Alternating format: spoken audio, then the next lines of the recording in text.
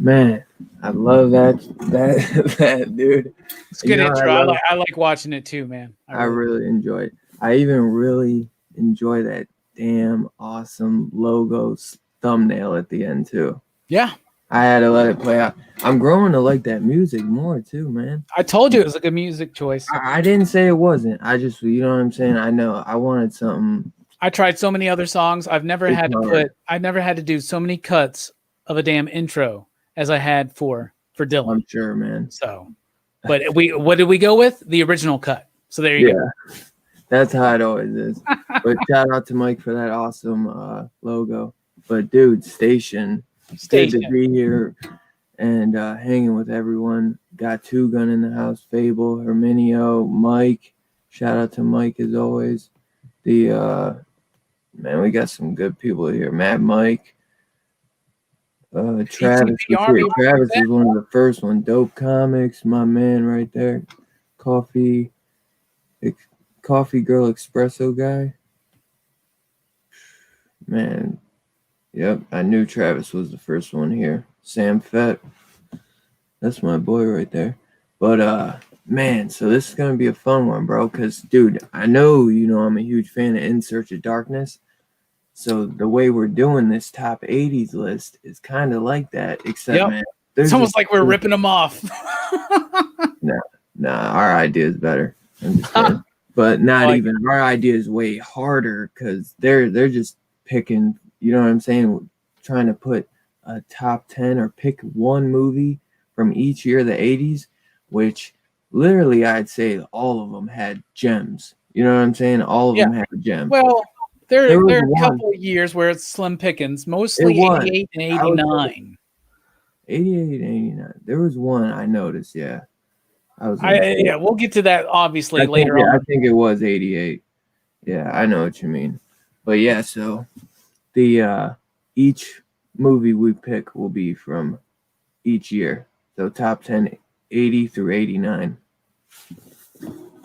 One of the greatest decades for horror movies ever, right, Dylan? Right next to the 30s and the 40s. And yeah. The 80s are up there. Just like last list, man, it changes constantly. It's changing right now. Like before the show, 20 minutes before the show, I was changing it up. Right. You got me wanting to change some of my answers now because you're like, well, if we talked about it last week, I didn't want to talk about it this week. And I was like, go ahead. Bruh, I once again got Gremlins on my list. I got to be honest, though, man. I started doing some that I was like, this is the best movie of the year that made the most impact or something. You know what I'm saying? And I'm like, nah, fuck it, bro. You know what I'm saying? It's like, I'll just do like my favorite or something, or the one that's most underrated to me. You know, like, I don't know. But because it's so easy if we just talk about the most important ones, because we talk about them so many times. We've already did a whole discussion on the Gremlins, a whole 2-hour review on it, probably. Well, I'm sorry, brother. It's a classic. I agree. Now we'll go through though, because in each year there's That other year was plenty slim of things to pickings. spotlight too. So Hey, it doesn't help that the Gremlins year was really slim pickings. I think Chud 2 is the only other option. what, for 84? You're off your rocker, not for 84. No. 84 was that Gremlins? 84 was Gremlins, yeah. Oh man, I'm thinking of a different year then, I bro. think you're thinking of like 88 or 89. I think, yeah, I'm thinking of 88. 88, 89. It's like Stepfather 2. Stepfather 2 is good. It's a great movie. I'm just saying, is if that's one of the best ones, that's sad. I put Stepfather on my list. The first one. Yeah. Ooh, I can't wait to get to that then. Don't I spoil it, Dylan. Well, no, I took it off, but I had to mention it. I love that movie. See, a lot of the movies too. I like part 2. I think part 2 is better than 1 for Stepfather. I don't know. I love it though. Reevaluate. I know. I'm not saying Stepfather's bad. No, I'm just saying I actually prefer part 2. It's one of those rare instances. I do like part 2 a lot.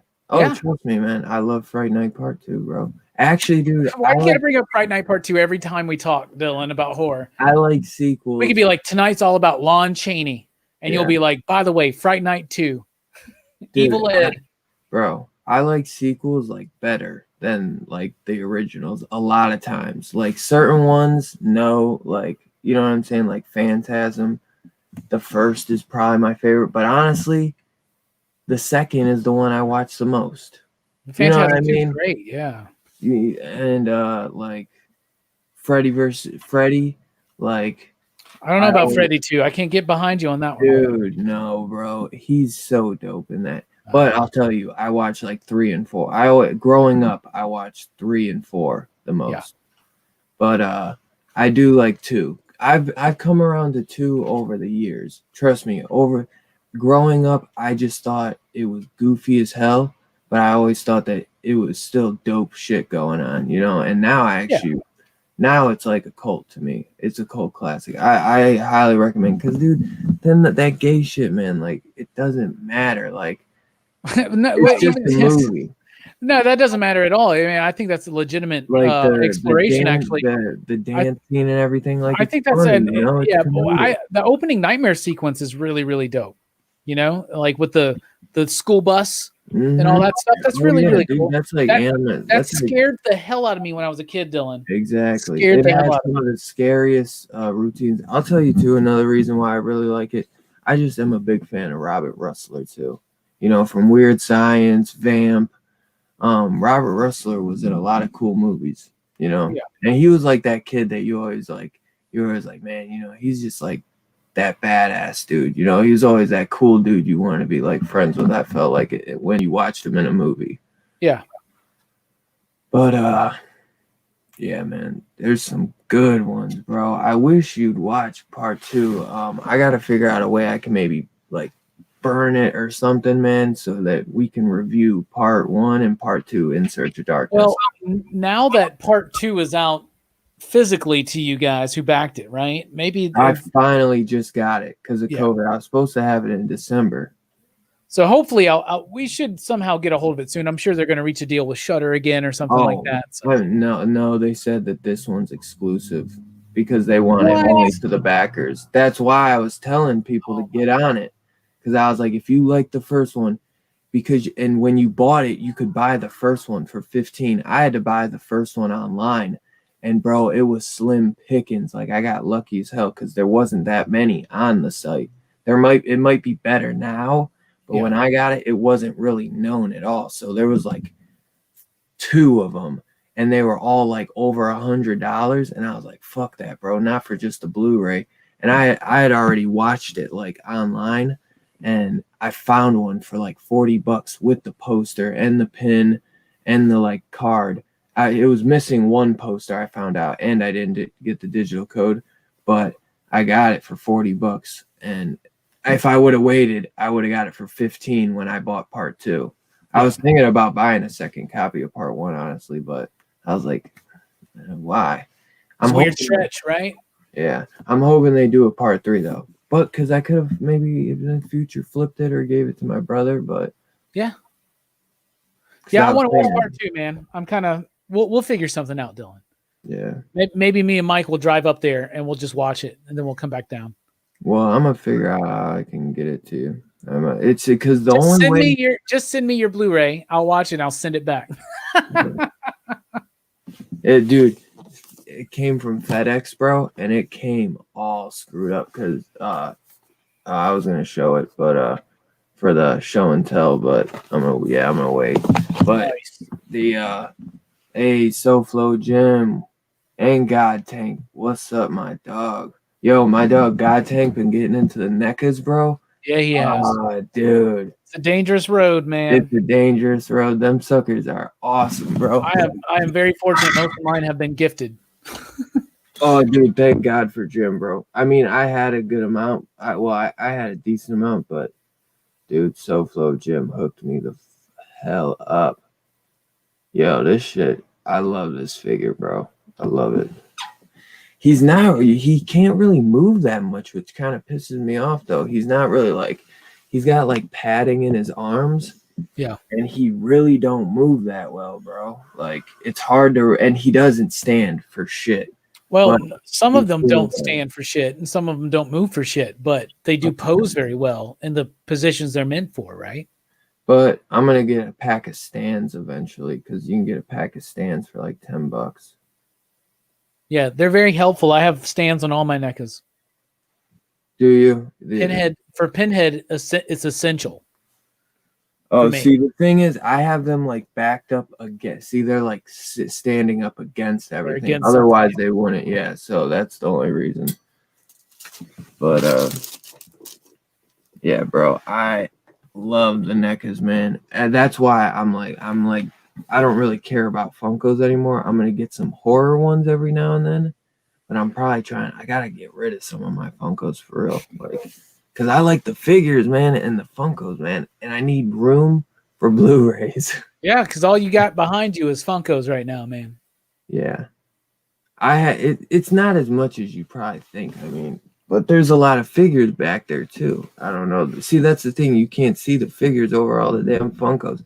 But if I took those away, you wouldn't really see nothing then, because you can't really see the figures. I wouldn't have no shit like Jelani. Yeah, I ain't gonna have no bare ass wall, dude. Oh yeah, bro. I can't wait for the part 7. Hey Robbie, did the shop sell out of haha? No. My shop didn't answer when I called and I needed a copy. No, we bought plenty of that shit, man. Bruh. Two Gun Pedro needs a copy. I'm gonna try to tell him to message you or Mike so he can get one. So he couldn't get it. And yeah, we should still. Last time I was there, I'm not there again till Monday, but yeah, I knew I should have got a second copy, but just get one's all you need, Dylan. I know. Well, no, because I would have sent because I have to send him a book. I bought he wasn't able to get No Heroin issue 1, and I got an extra copy for him, so I have to send him that anyway. So I would have just sent him, and he sends me shit all the time. So I told him if there's something I can, it's hard. My shop's so small, so they don't get a lot of extra shit. But once in a blue moon, I can find him something that he missed out on, and I just try to, show the love back because he's hooked me up big fucking time, bro. He gave me first appearance, Carnage, bro. Nice, Spider-Man, dude. He gave me first appearance Carnage. I still owe him, I think, $30, bro. He ain't even asked me about. I owe him $30 for. Or probably 35 or something. Why'd you bring it up, man? That's weird. Well, because, bro, I didn't want him to let him know I forgot. But he's a good dude, man. That's my dude. But he just sent me this book. You ever read Crossed? I gotta finish it. I still only read issue 1. I think it's Garth Ennis. Yeah, I'm not the biggest Crossed guy. He said it's like crazy, like Sync or something. It's crazy than Sync, probably. It's just not my cup of tea. I feel you, brother. Hey, Jay Strick in the house. And Stefan. Jay Strick's been in the house, man. Station. I didn't see him but I ain't been checking the chat all like that. Riveting. Yo, so I got a cool segment, bro. What did you watch this week? Horror wise, or I mean, just anything wise, if you really didn't watch anything horror. Well, I think I watched a lot of basketball documentaries this week, Dylan. Did I watch anything horror related? WandaVision maybe counts. It could be conceived as a little bit of a psychological thriller. It was really phenomenal, though. You tell me this: with no spoilers, but when the beekeeper suit popped up, that's a creepy ass scene. So, that's basically the new. I watched that, and I watched some, like I said, some basketball. If you didn't have horror, you could say whatever. I don't care. Yeah, I watched Bad Boys, the ESPN 30 for 30 documentary about the Pistons from the 80s, two-time world champions, 89 and 90, Isaiah Thomas and whatnot. I enjoyed that. And then since Jay Strick's here, I just want to go ahead and say that last night I watched When the Garden Was Eden, which is about when the Knicks last won their championship. And I feel really bad for you and Herminio and every other Knicks fan out there after watching that. I feel your pain. It's been a while. Yeah, but that's what I watched. No horror. I got to make sure to watch some horror this week so that I can pop it up. Gosh, surely I watched something. No, I don't think I did. But I did read a horror comic, and that was Haha #1, which I absolutely loved. It was my pick of the week. I thought it was fantastic. And I also read the final issue of Red Mother, and I thought it was fantastic and a great conclusion to an overall fantastic horror comic book series. Oh, dude. It totally felt like a tribute to Hellraiser at the end too. Like when they kind of showed like backups of the world and everything. Yep. It felt like when they went to Leviathan or the hell or whatever. Yeah, me and you picked on that early. That this was very Hellraiser-esque, and I think that's been intentional the whole time. And why, in fact, the puzzle boxes and everything, right? So yeah. That's what really kept me in too, because I was like, man, I Hellraiser was something I really got into this year, honestly. That I actually watched Hellraiser a lot, and I watched like the Leviathan documentaries because I never was big on Hellraiser growing up. Yeah, I told you how I felt. I was like, man, he just, he's in it for like 5 minutes at the end, But I've grown to really like Hellraiser too, as well, but Hellraiser is one of my favorites, and I got into those more in my teenage years. You know what I mean? It's the first one that I really, really like, and then I have this weird love of 5, 6, and 7 for some reason, and I don't quite understand that, but I trust me, bro. Like shit I like. So I really like those ones, and another great horror comic that concluded this week was Lonely Receiver.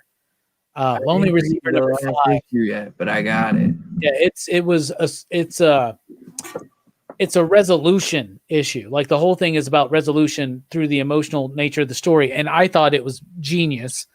And then setting up this next week, we got a brand new horror comic coming out. I want everybody to jump on. If you like horror, definitely check this book out. It's by Zach Thompson, who just finished up Lonely Receiver. It's called I Breathed a Body. And I did an advanced review. I've been able to read the first 2 issues, and this book is fantastic. Like if Cronenberg made a brand new movie about what was going on today in culture, I think he would make something close to this. Dude, I'm probably gonna need you to pull me a copy. I got you, brother. Because I feel like, and I don't know if it's still available, but at Hive Comics they had an exclusive Brett Hess comic book cover. Brett Hess from the PCP Army, and he's all over all the channels here in the community. But I bought one, so I'm excited to get my copy because Brett's a great artist, and this is a great book, and I think it was like limited to 300 or something. So really cool. That comes out next week? Yeah, the 20th. Really? See, I just saw that too, and I was thinking about adding it. I thought because I think it said something like, "Bro, let me tell you something." There's this YouTube channel called Pop Culture Philosophers. I got their pin right here. This dude on Pop Culture Philosophers like totally did an advanced review of I Breathe the Body #1 like 3 weeks ago. You should totally check it out. He says it's great. Yeah, it's totally like in reminiscent of Hellraiser work though, in Cronenberg. Damn, bro. Now you'll like it. I think you'll like it, bro. I've read 1 and 2, and after 2, a lot of people are going to get into it. But it's a really great Cronenberg-esque type take on social media and how the corporations kind of fabricate what's going around. And it's really crazy, really crazy. Chilling with Dylan. Chill with Dylan. Yeah, we chilling. We Dylan. Chill with Dylan. Watching movies with the killing, and we feeling for the villains because we chilling with Dylan. Station. I can't wait for you to watch Victor Crowley, bro. And we can by the way, I did get those. I got those quadruple features that you recommended to me. They're on their way. Did you? Yeah. Wow. And I got the sci-fi one too. It was like a 3 for deal. Was it? Yeah, there was like a sci-fi one that they did too. And I've never heard of any of the films. Did it have eliminators on it? Because I wanted that one. It did. Yeah. I didn't know there was a 3 for deal though. Yeah, that's what I got. That. Damn. See, yeah, I wanted that. See, I watched 2 of them last night, and there's actually one. I feel like, so if anything, you're getting 2 out of 4 for $7. You know what I'm saying? But I liked Cellar Dweller and Dungeon Master. I actually like Dungeon Master better, but Cellar Dweller was Don Mancini. Why don't we let everybody make sure they know what we're talking about? There are 2 almost soon to be out of print Screen Factory. I know. Well, I was gonna show them off for show and tell because I just got them, but yeah, go ahead and tell them. Well, you tell them. You know more about that shit than me.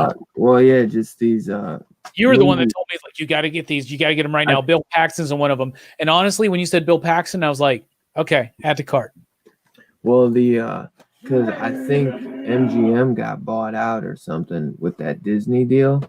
I'm not 100% sure, but something with either or Scream Factory. They're trying to sell their library. Yeah, well, Scream Factory lost the rights on these movies, and they're the only ones that were putting them out. Period. Like MGM wasn't putting them out, and they gave these Blu-rays. There's actually Blu-rays, but the Vagrant was the only one I wanted on Blu-ray, honestly, and maybe Cellar Dweller, Dungeon Master I would have got because there's a double feature for that. But I'm not spending $25 when I could just get it for $7. It's because especially Cellar Dweller, it's full frame. It's a full frame, so there's nothing. It's gonna look the same no matter what on a Blu-ray. You know what I mean? So to me, and there's no special features on the Blu-ray, so it's like. But the Vagrant, man, is Bill Paxton, bro. That is phenomenal. But the Outing looks really good, Robbie. It's called AKA The Lamp, and it's got this cool ass genie creature on the back. Yeah. So I'm like, that could be maybe we should review them in one of the next upcoming weeks or something. Yeah, bro. When I get mine, we'll watch 8 of these movies, and we'll be like 8 cheesy horror movie reviews in one night.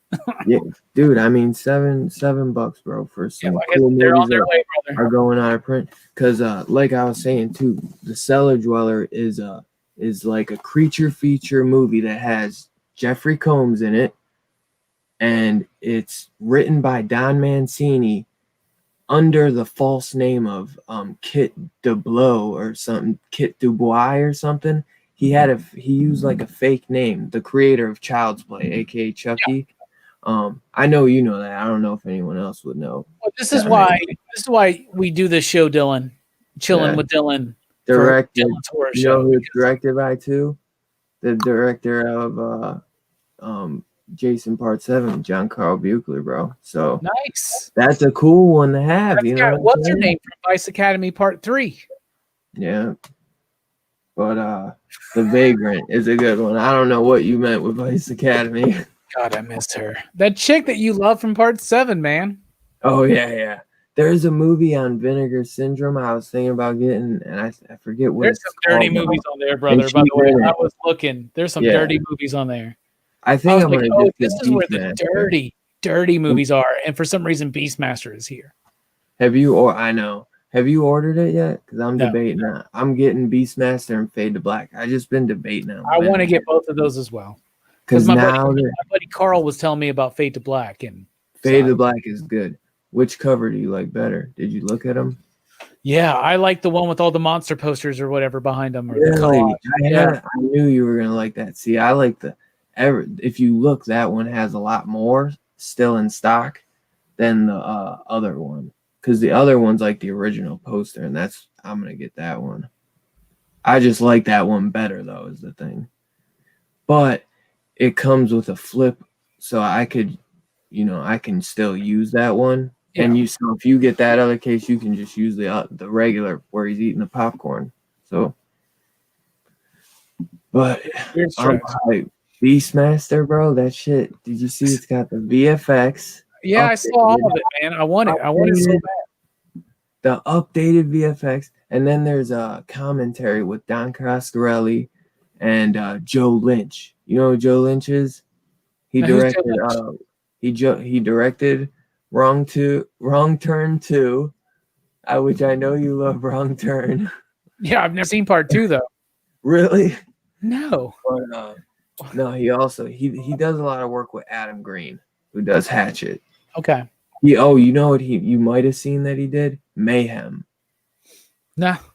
You never seen Mayhem with the guy from Walking Dead, the Asian guy who gets his head smashed in? I'm fairly Mayhem is a good one, bro. I'm fairly certain that in 2021, throughout the journey of this show with you, Dylan, that I'm going to have to watch a lot of movies over the last 20 years I have skipped on. Yes, dude, because you don't watch it. You don't watch Drew's going to get the weirdest requests. So I'm going to hook you up, bro.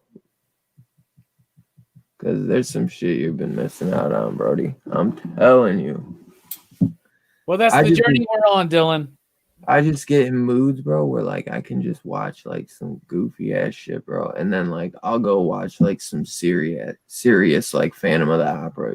Like I love it, bro. Like it depends what I'm in the mood for, and then when I find it, bro, I just start throwing on stuff, bro. Like and I do the same thing. It's just this week it's happened to been basketball documentaries. I know, bro. Dude, trust me, bro. I get into horror documentaries. Well, you know what I was watching all day today? Gator Boys, where these guys are wrangling alligators with their bare hands, bro. Like, you know what I'm saying? Don't worry about it. And the night before, I was watching Cellar Dweller and Dungeon Master. After this, I think I'm going to get caught up on Hell's Kitchen because there's an episode that came out this week I haven't watched yet. Episode 2 of season 19. Yeah, that sounds like fun. I might watch The Vagrant tonight, honestly. Yeah. Oh, you want to see? I get my set on Monday, so.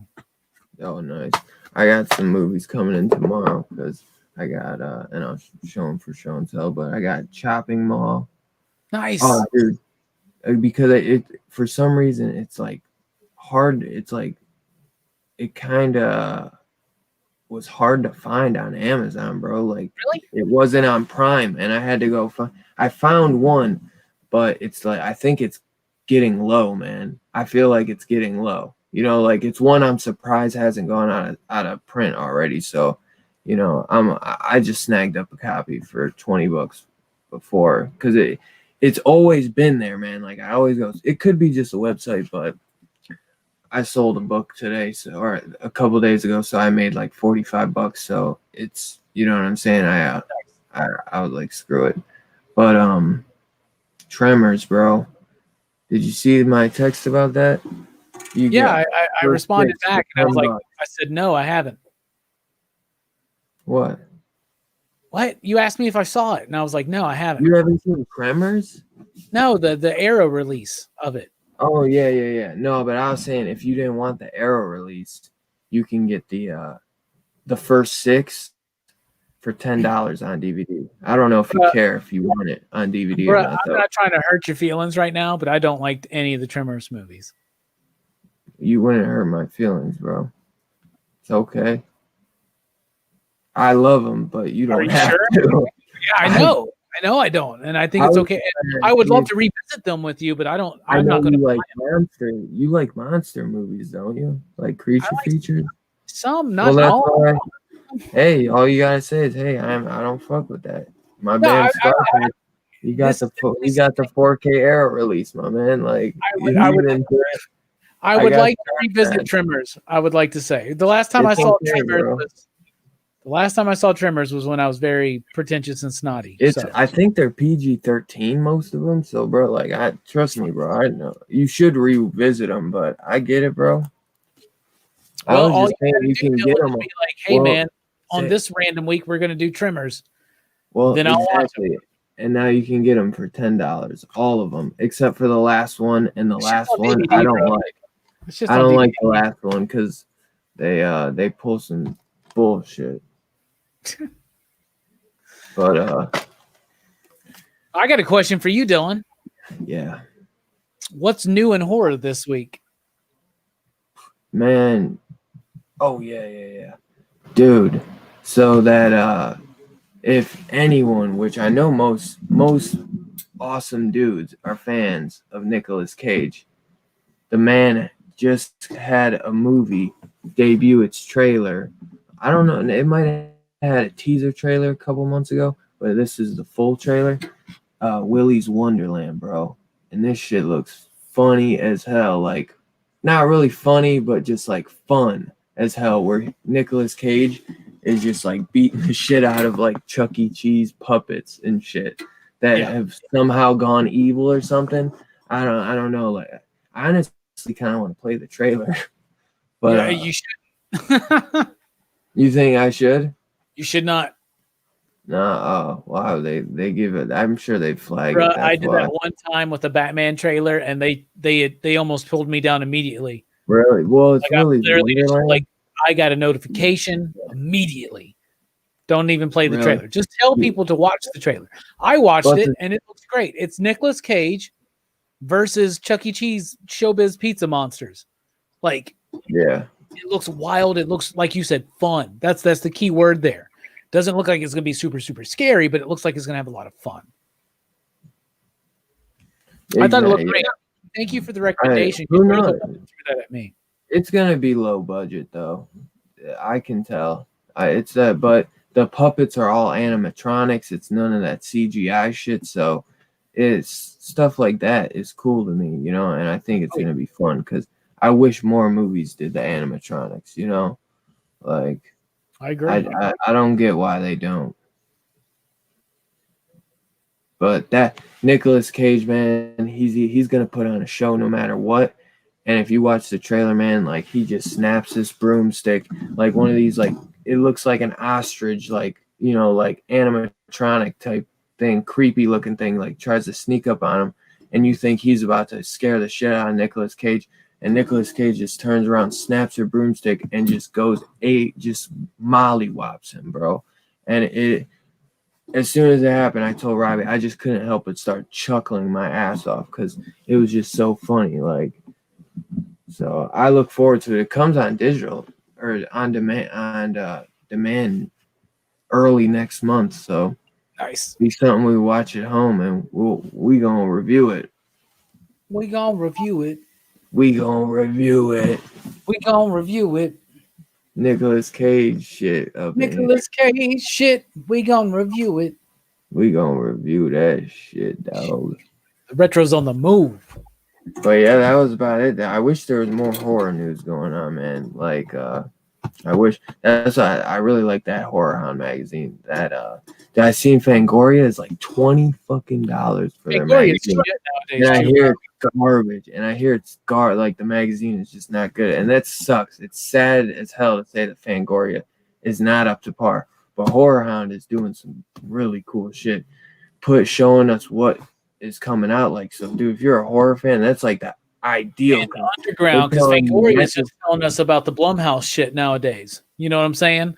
So, like, Horror Hound gets deep, and they go deep back into the past. Horror Hound, if you're a horror fan, that's the magazine to be up in right now. Not Fangoria, it's Horror Hound.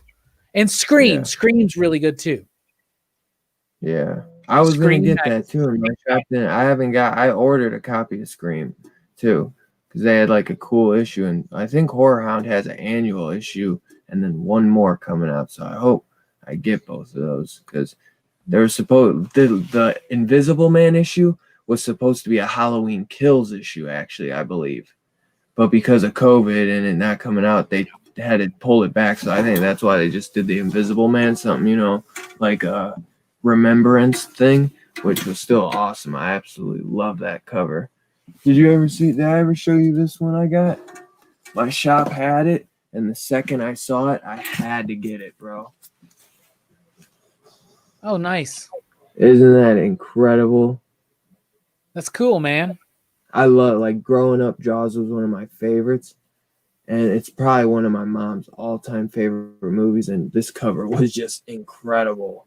And I was loving horror. Did I ever show you this? I got this Wizard Special Edition Dark Book 98 with a Doctor Doom cover. No way. That's dope. It's by Jim Lee.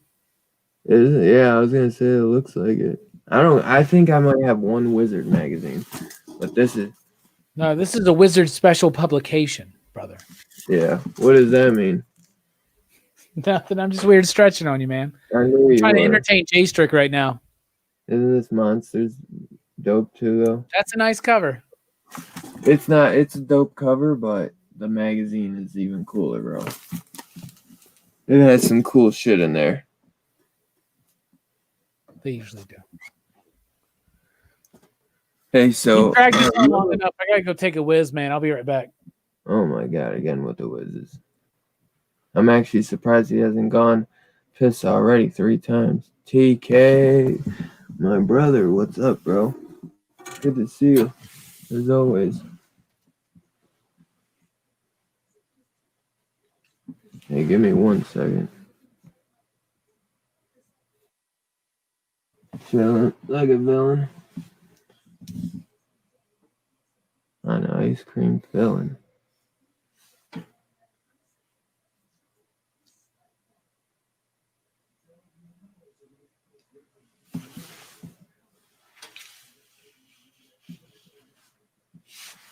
Dude, I know Herm putting out some good ass content, bro. Make sure you go check him out. Yep, top 80s horror. One favorite horror of each year. Like, pick one movie from each year. It's hard as fuck though for some years, man. You did. I just got it like 3 weeks ago, Scarpad. I had to pick that up. I wish I would have got the whole box set, man. Arrow does them beautiful box sets, bro.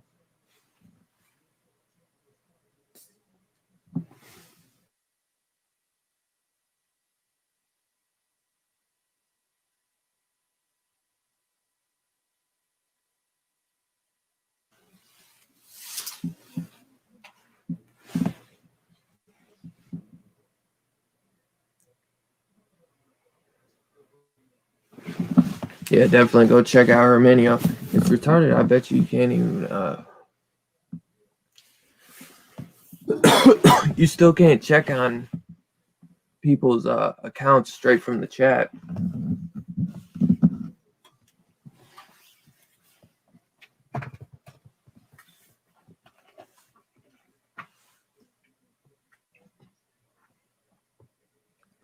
I don't know what's going on, but I came back and then Dylan left. So how's everybody doing?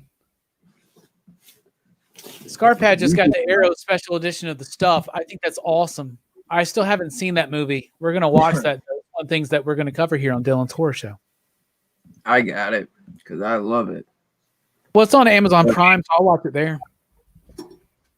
Yeah. I haven't really ever gotten into the Larry Cohen stuff, so I'm looking forward to getting into that stuff in 2021. Oh yeah, bro. It's an era I've never seen. I've never seen Society, and I want to watch that this year. You've never seen it? I got now because I've been meaning to buy that one. Yeah, because it's like $20, so we're reviewing that. Hell yeah! I'm trying to think, like, see, because when we do the like, say when we do Stuart Gordon, are we gonna talk about all their movies, like review them, or are we just gonna talk about them? Because we're gonna talk. Like my idea, I want to review some of those movies, you know. Well, here's the thing: is the beauty of it. You can do a spotlight on the director and then save individual reviews for later shows. And maybe this is more backstage conversation. But my suggestion would be that we do give a brief review and opinion on each of his films that we've seen. But for the most part, we kind of tie together what we think Stuart Gordon's work represents and what we overall think about it, and how like similarities and differences. And like, for instance, this is the guy that did Reanimator and From Beyond. And trust me, we're talking about From Beyond tonight as soon as we get into this 80s bit. But he also wrote Honey, I Shrunk the Kids. That's crazy. Is it not? Yeah. That's crazy as hell. Dude, he's got great work though, man, too. And I think he's the only guy who can adapt to Lovecraft. Theater, bro. They were doing in the theater business before all that. And then this motherfucker just went full X-rated. You know what I'm saying? Like with Reanimator. Like they gave him an X rating for that. Like, or whatever they did back. I think that's what it was, an X-rated, or But dude. Yeah, though. The Winged Serpent, Cue the Winged Serpent, that's a good one. See, if you watch Coen films, you'll begin to love Michael Moriarty. He is awesome, bro. I love him, man. He's actually, do you remember the Masters of Horror episode directed by Coen, Pick Me Up, the last one, I believe it is? The one where there's like, it's when there's like that, it has like 2 killers going on it, and this one kill, and the one is like the truck driver. Right. I have seen something by Larry Cohen. It's that. Yeah. That's Michael Moriarty, but he's a lot older in that than he is in the like Cue the Winged Serpent and thank you for that, brother. Dude, Portrait of a Serial Killer. I recently watched that on the Joe Bob Briggs show, because he did like on Shudder. He'll do his thing where he like kind of talks about it and gives info on it. I did that for Cue the Winged Serpent, bro. Those are so awesome, Robbie. That's another reason to get Shudder if you like once in a while. If you got it, you know what I'm saying. You don't gotta keep it, because I just get it for a month or two and then I'll cancel it for a month and then get it again next month. But I get it. It's cheap though. It's cheap. So that's the one good thing. But yeah, man. There's some good stuff, and he gives some good info. It's basically watching like commentaries, just interruptions, and he'll be hitting you with some dope info. Sometimes not. Sometimes he'll interview them. He'll interview like characters or the director,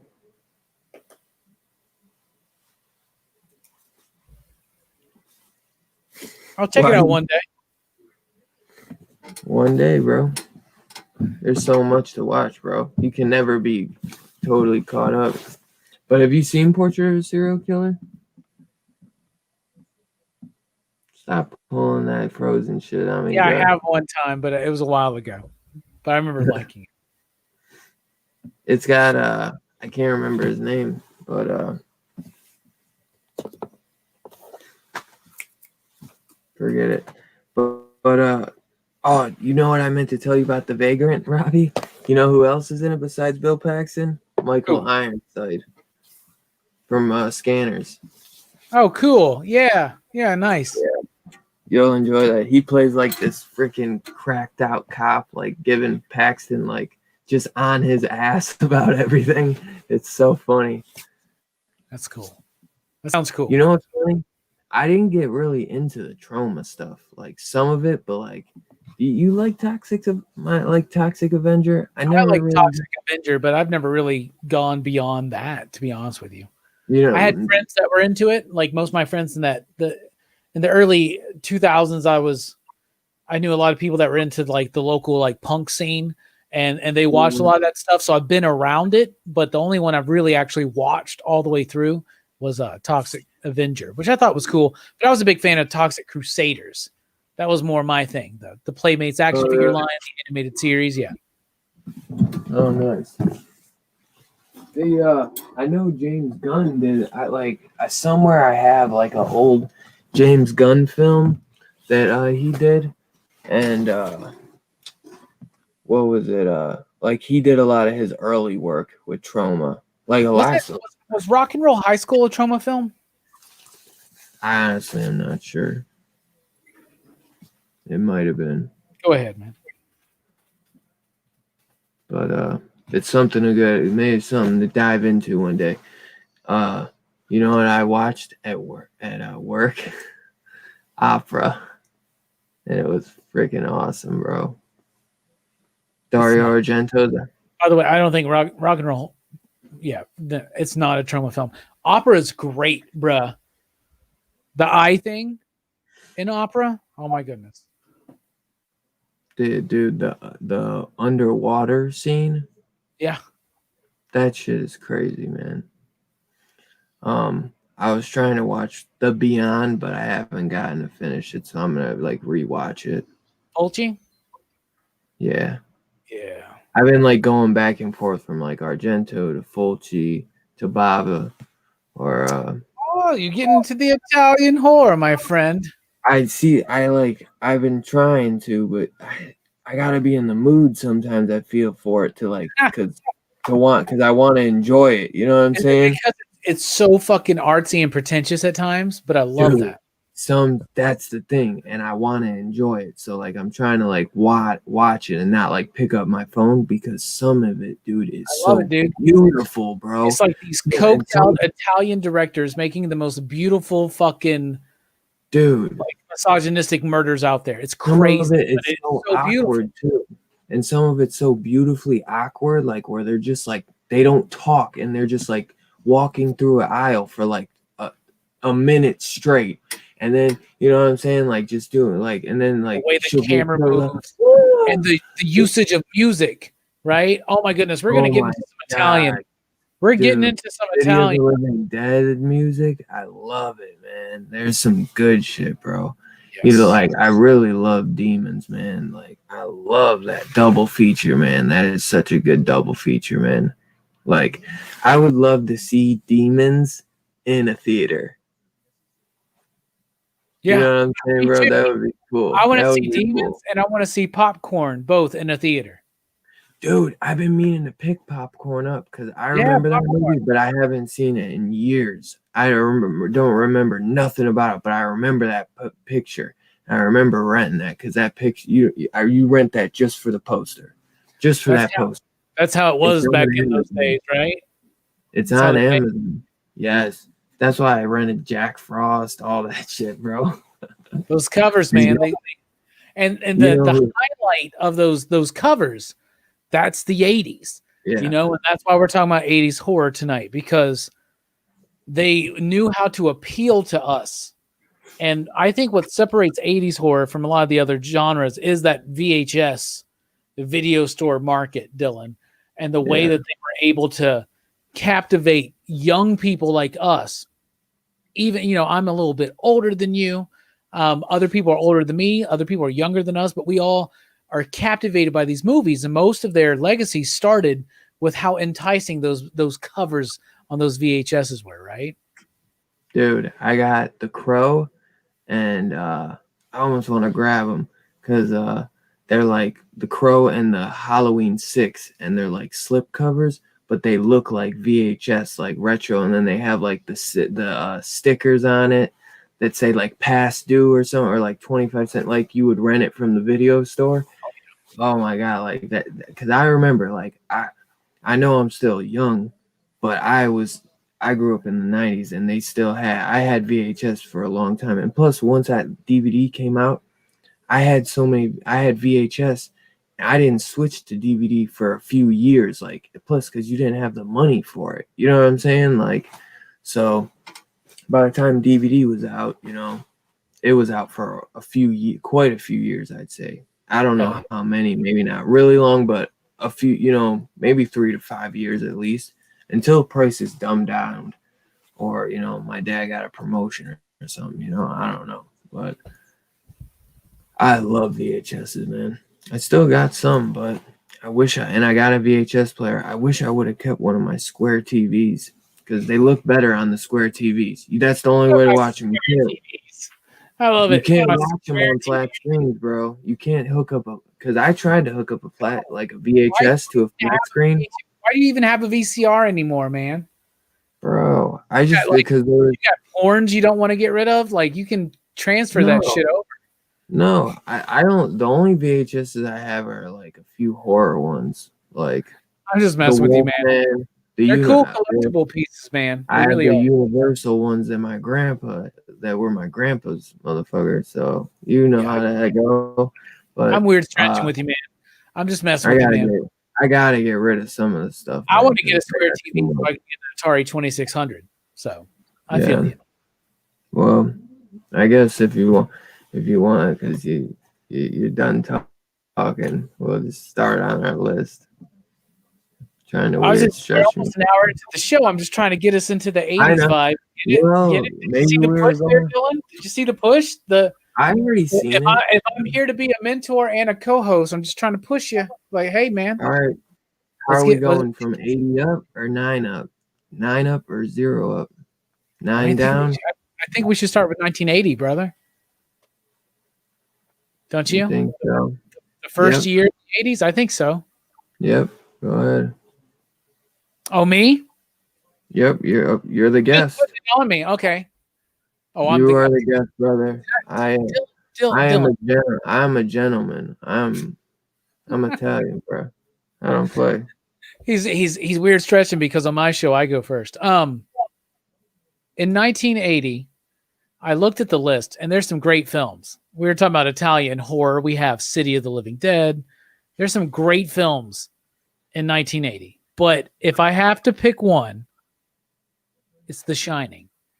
I love The Shining. I know we talked about it last week, but and I know Dylan has his opinions and thoughts. I love it. And I actually had John Lees on my channel this week, who was the writer of Sink and Mountain Head and Hotel.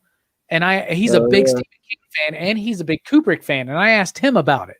And he said that they're two different vehicles and they're both brilliant, but you got to look at them as two different things. And the movie is such a great representation of isolation and madness, and it's definitely Kubrick's vision, but I don't think it's the first epic horror film, really. It's King's idea, but his like vision.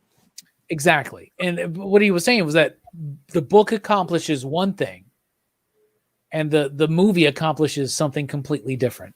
And I like that boldness in Kubrick, and it's my favorite Kubrick film. I think there are layers to it. I honestly, if you wanted me to put it in a nutshell, I think this movie is about the haunted history of mankind, all the shitty things that we've ever done to any living creature on this fucking planet, and how it just keeps overtaking us generationally.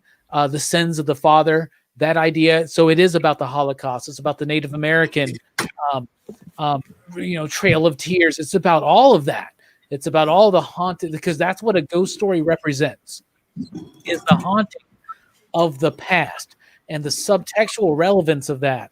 Kubrick nails. And I think the best ghost story and best ghost story movie I've ever seen is what I think is not only the best horror film of 1980, but the best film of 1980.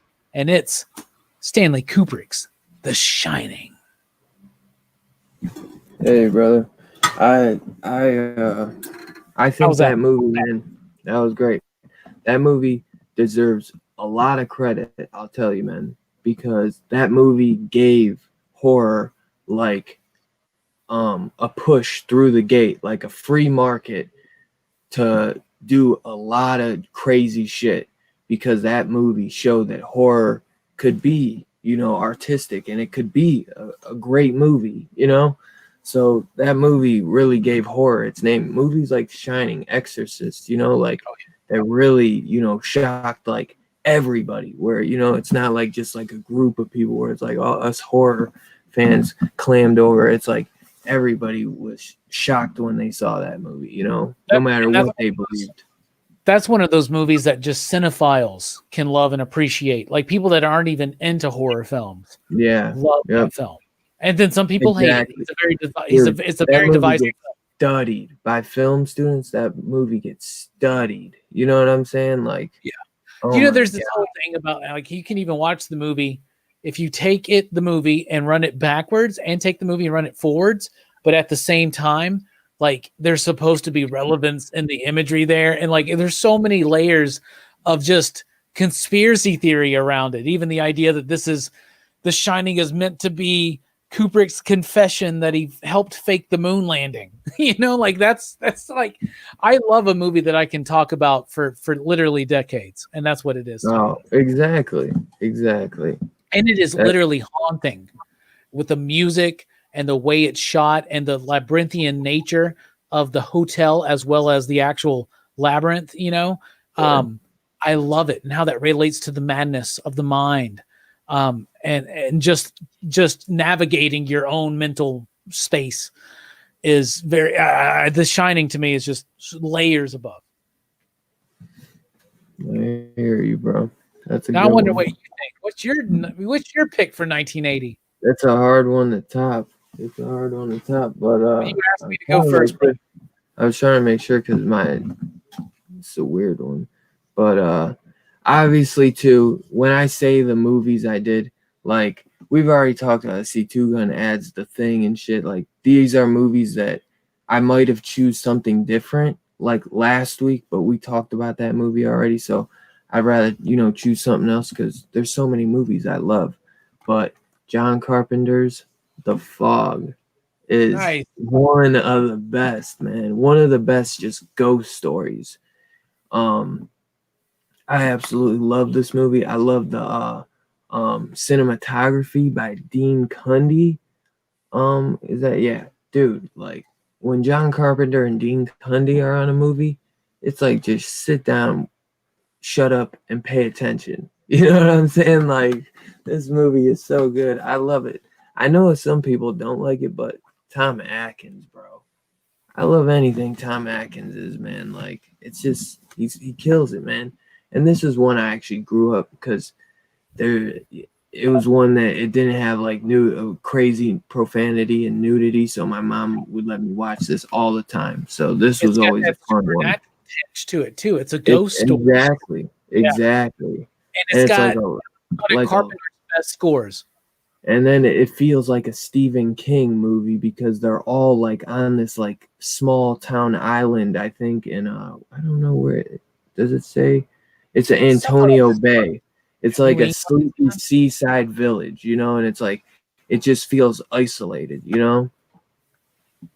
Yeah, I love The Fog. I think it's great. I've come to appreciate it more in my adult life than I did initially, because initially you compare it to things that you love, like The Thing or Halloween or They Live or something. But like it is its own movie. It's a great supernatural ghost story in a decade that honestly supernatural tales were not necessarily the biggest draw, but they are spread throughout as well. But and it's I think one of his best soundtracks. It just shows why phenomenal soundtrack, dude. I love the score in this. That is another thing too. Just one of his best. Everyone talks about Halloween. It's funny. John Carpenter is just one of the best directors. You start naming off his movies. They talk about The Thing, Halloween. Those are just givens always. Then you start naming like the fuck. Oh yeah, and then they're like, damn, dude, he did some classics. You still got In the Mouth of Madness, Body Bags. There's so many good ones that he did. Escape from New York. Like John Carpenter was banging them out back then. There's still another one I gotta mention soon, but Adrienne Barbeau as like the basically like what is she? The radio, the woman. I'm trying to think of what her name, what her job was, but basically, it's funny the poster though for this said it was Jamie. It made it seem like it was Jamie Lee, and she's not in it that much. She's not in it that much. It's Tom Atkins and Adrienne Barbeau's movie, I'd say. But it was all John Carpenter was also sleeping with Adrienne Barbeau at this point. But I love that movie, man. Just Dean Cundy's so good. Like his cinematography, so good in that. That and the score. So what is your 1981? 1981, the year that brought us Rockin' Robbie Bills. So I looked at the list, and there are a lot of great films in 1981. The early 80s, I think the 80s hit their peak in the mid 80s, but the early 80s are really, really strong and solid for horror films. But if I had to pick one from 1981, it's the Sam Raimi debut classic, The Evil Dead. I love Nice. the original Evil Dead. I love 2 and I love Army of Darkness, but there is something so raw and guttural about the first one, where it is funny and goofy and silly, but at the same time, it is legitimately a horror film, more so than the other two. And it's got some really great effects, some great makeup, great little fun soundtrack. The character of Ash, who is completely different in this first film, but the whole story, the way it goes onto the cabin in the woods, helped define that trope. You know, it didn't set the trope, but it helped define it. I love it. What it said about the career of Sam Raimi and Bruce Campbell. I love this film so much, and I think that so many of us obviously love the Ash trilogy or the Ash saga now, I guess we can say, right? But I do think that the first film is underappreciated. It was labeled a video nasty in Europe. It's got some really gross stuff in it, some really subversive stuff in it, some stuff that doesn't even maybe feel so well to watch this day, you know? But I think The Evil Dead is a very bold debut and a very, very important film in horror history. And that's why it's my pick for 1981. Yeah. I actually want to go back and watch all three of those because I always go back and watch Army of Darkness the most, and 2, I feel like. But I always liked the first one. But Ash is a completely different character. He is not that character that we see in 2 and 3, you know. The tone of the film is different without that Looney Tunes approach. So it's still funny, but it's legitimately creepy, bro. What Fable says, it's got that like student film vibe, you know, like Texas Chainsaw Massacre, how that felt. And it's the shaky cam, you know, it's the shaky cam. And because there was no, you know what I'm saying? It was like them literally like just running around with a camera because they didn't have no money, you know what I'm saying? And they, instead of, you know, using the proper tools that they would. It's such a great feature of not just makeups and music and overacting and cinematography and just low budget, like using the most with little, but the way it's all cut together through editing, it's just like one of the most geniusly edited horror films I've ever seen. I hear you. Zombie Dance, not a fan of the first one, but loves part 2 and Army of Darkness. I get that. Yeah, the show, if you ever see the show, that's actually, you know, it's older Ash, but it's really gory, and that's a fun show, you know. I wish it wouldn't have got canceled, honestly, because that was badass. I don't know I if you haven't seen that, so I plan to. I slept on it, so I wish I would have been there. I mean, I'm one person, so I couldn't have saved the show, but I wish I would have been there to watch it when it was live, because I don't know what happened. I don't know how I missed it, but I caught it at like the end or something. I forget. So what's your pick for 1981? What is it? Oh yeah, man, The Burning. I had to check my list because I changed my list around. I told you, but The Burning. Oh my God, there were so many good ones to choose from this year. You know, there was like Friday Part 2. I forget what else there was, but I had to go with The Burning because Real quick, bro. Other, like, for real, American Werewolf in London, The Howling. Yeah. You know, those are two great ones. So, oh man, and I was gonna say one of those two. I went from those two because I love Halloween 2 is one of your favorites. Yeah, I know. But see, I talked about that last week though, so that's why I didn't. I wanted to do Halloween 2. My Bloody Valentine. Yep. Scanners. Oh yes, and I got Scanners.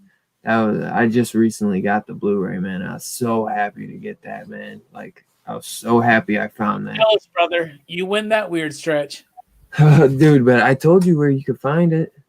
I know, man. I can't get everything you tell me about. I know. Well, just when you have the cash and if you remember, or if you ever, trust me, dude, there's shit I want, and then I'm like, and then I end up getting some other shit, and I'm like, well, why didn't I just get the shit I was looking at the other day? Well, like, because then because like the other day, another movie that's going out of print, it like went down in price, and it's out of stock on Shout, so I'm like, yo, I'm grabbing that, bro, especially because I really liked the ones I just got. So I was like, man, screw it. I'm gonna get these. So I've been really liking these Empire films, man. They're fun, bro. I've been going down like that Empire after like Dolls and stuff, and Troll and Ghoulies. I've been going down a whole Empire rant. I watched like I watched the first 3 Puppet Masters. I want to try to like binge, and I watched. There was a recent remake that had one of these. I can't remember what his name was. It was called like Puppet Master the Littlest Reich. I can't, damn. He's like, I'm trying to think of what he's been in. If you've seen him, you'd know. Let me see. I'm sure. So what do you like so much about The Burning? Oh, The Burning. How did I get off that topic? But The Burning, man, that movie is so good. When I picked that up back in the day and saw that movie, bro, that movie was so freaky to me, man. Like, what is it? I'm trying to think of his name now.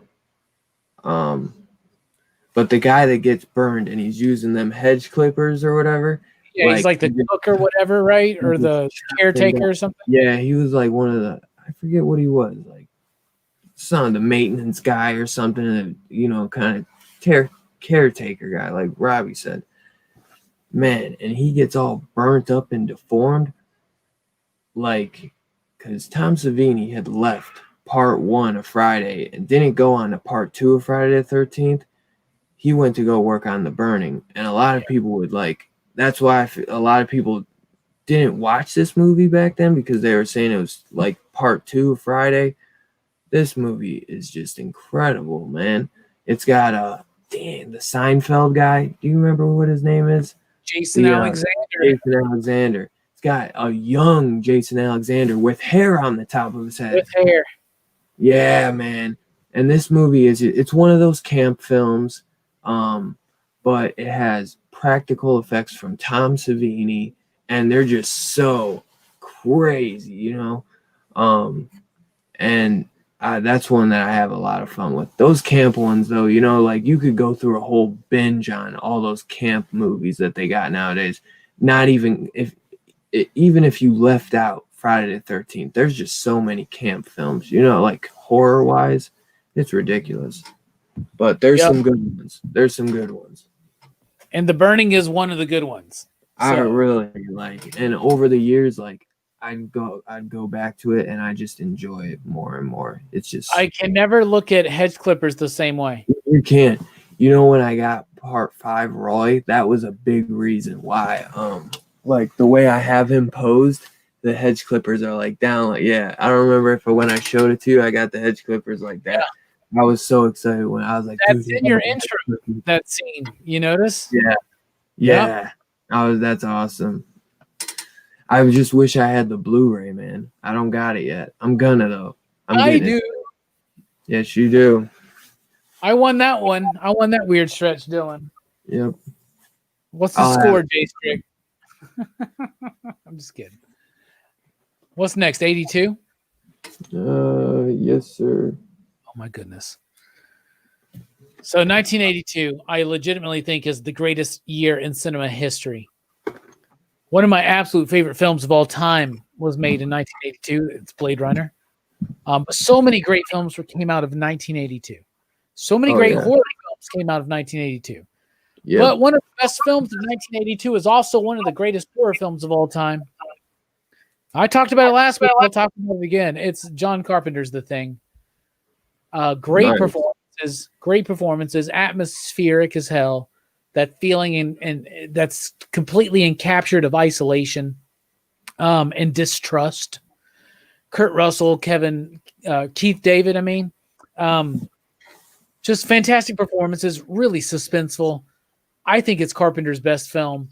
The music, that he did in conjunction with Ennio Morricone is fantastic. It's so stripped down. This movie is a masterpiece in horror, and the idea that, especially in horror sometimes, compared to other things that we love, very flashy and gory, right? Less can be more, and less is more in the thing.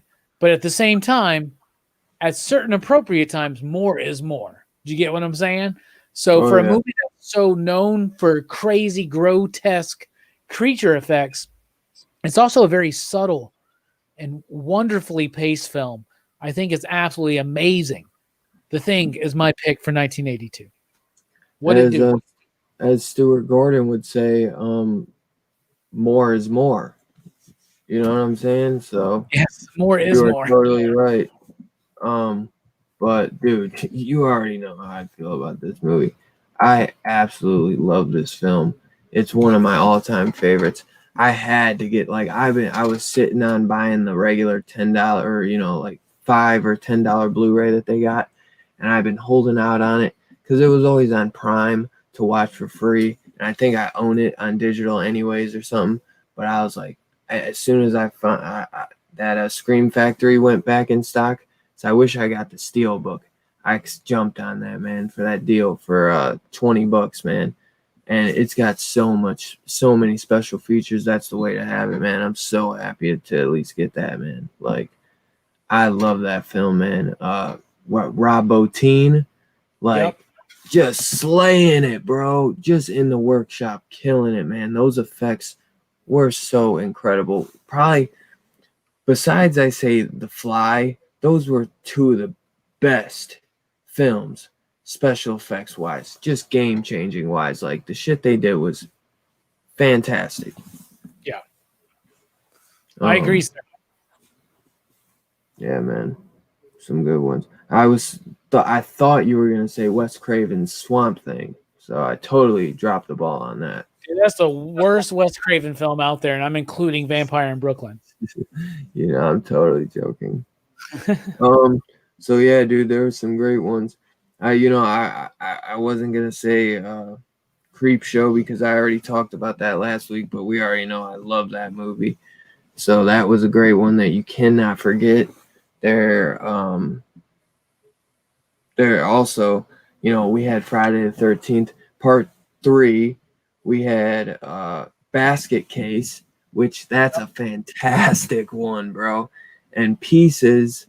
And did I say Slumber Party Massacre, which we'll be reviewing in a couple weeks? Yeah, came out that year. And hey, I meant to ask, can we review like the first two? Because the second one is incredible, and it's free on Tubi, and it might even be free on Amazon. Because I think you will get the second one is a kick. It's a kick. It's outrageous. Well, it's called Dylan's Horror Show, not Rock and Robbie's Horror Show. So yes, it's a fun one. I think you'll be glad. Real quick, I do want to point out that Poltergeist came out, that Cube movie, and Tenebrae came out from Dario Argento. One of my favorites. The New York Ripper was going to be the next one I said too. Yeah. So that's dope. Tenebrae is a good one. The soundtrack in Tenebrae is amazing. Oh my god, I know. I really enjoyed the New York Ripper though. That was a good one. That's why when I want to be in the mood for it because I want to. I'm glad you're like an Italian horror, bro. Dude, I hope I have a small piece of that with all of our Argento cut nonsense. Yeah, dude, I'm telling you, with you and then the In Search of Darkness having like a segment talking about, diving into some of the stuff, that really got me going, bro. So I'm telling you, because I want to be up to par and know this stuff that because you know so much about the Italian stuff, and I don't really know that much. You know so much about the shit that I've never heard of even sometimes. But yeah, Italian horror is my jam. You ever see Pieces? No. It's like it's that raunchy chainsaw flick. It's that's a good one. That's a good one, bro. Oh my god. Watch raunchy chainsaw flicks. That's your bag, not mine. But if you want to watch the show, I will. We will.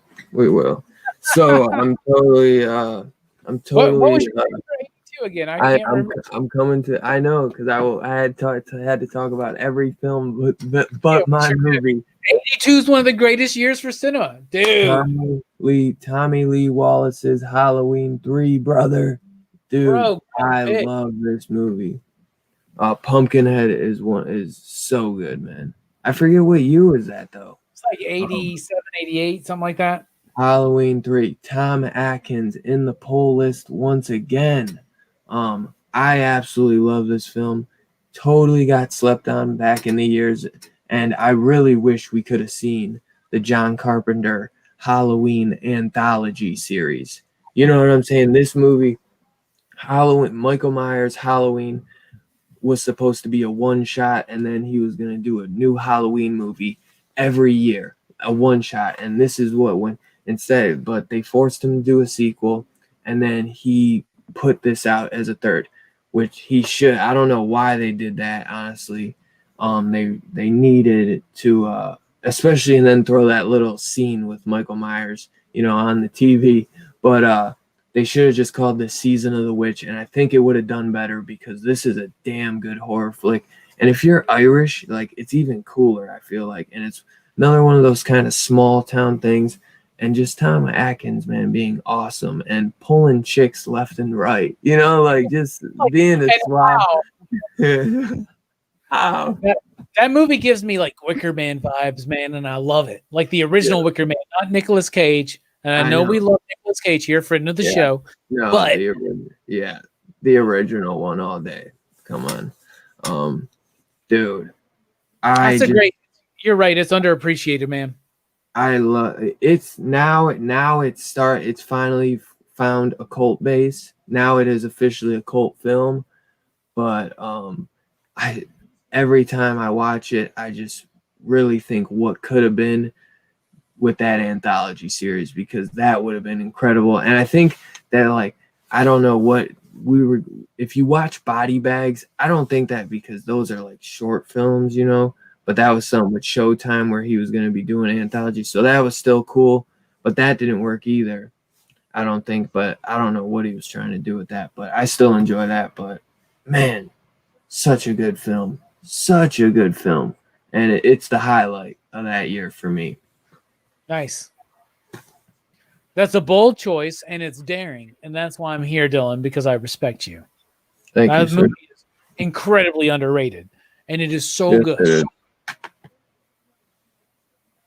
And it would be cool to do. Imagine if Halloween was an anthology series, and maybe they did do another Michael Myers story every third or fourth movie. Like, that would have been a nice compromise, right? Well, they could have just done like a Halloween series and just did, like, I don't even know, like, or just, call, I don't know, man, but just done a new horror. Well, he still put out a lot of horror movies throughout the years, but new Halloween movie every year, anthology. But the thing is, holiday, that's the important thing, Exactly. That's the thing. It would have been around for, kind of like a American Horror Story, but John Carpenter, that's the thing. It would have been his, like, say, Tommy Lee Wallace directed that. He directed Fright Night 2, and he did some good one. I was just waiting for you to be like every time.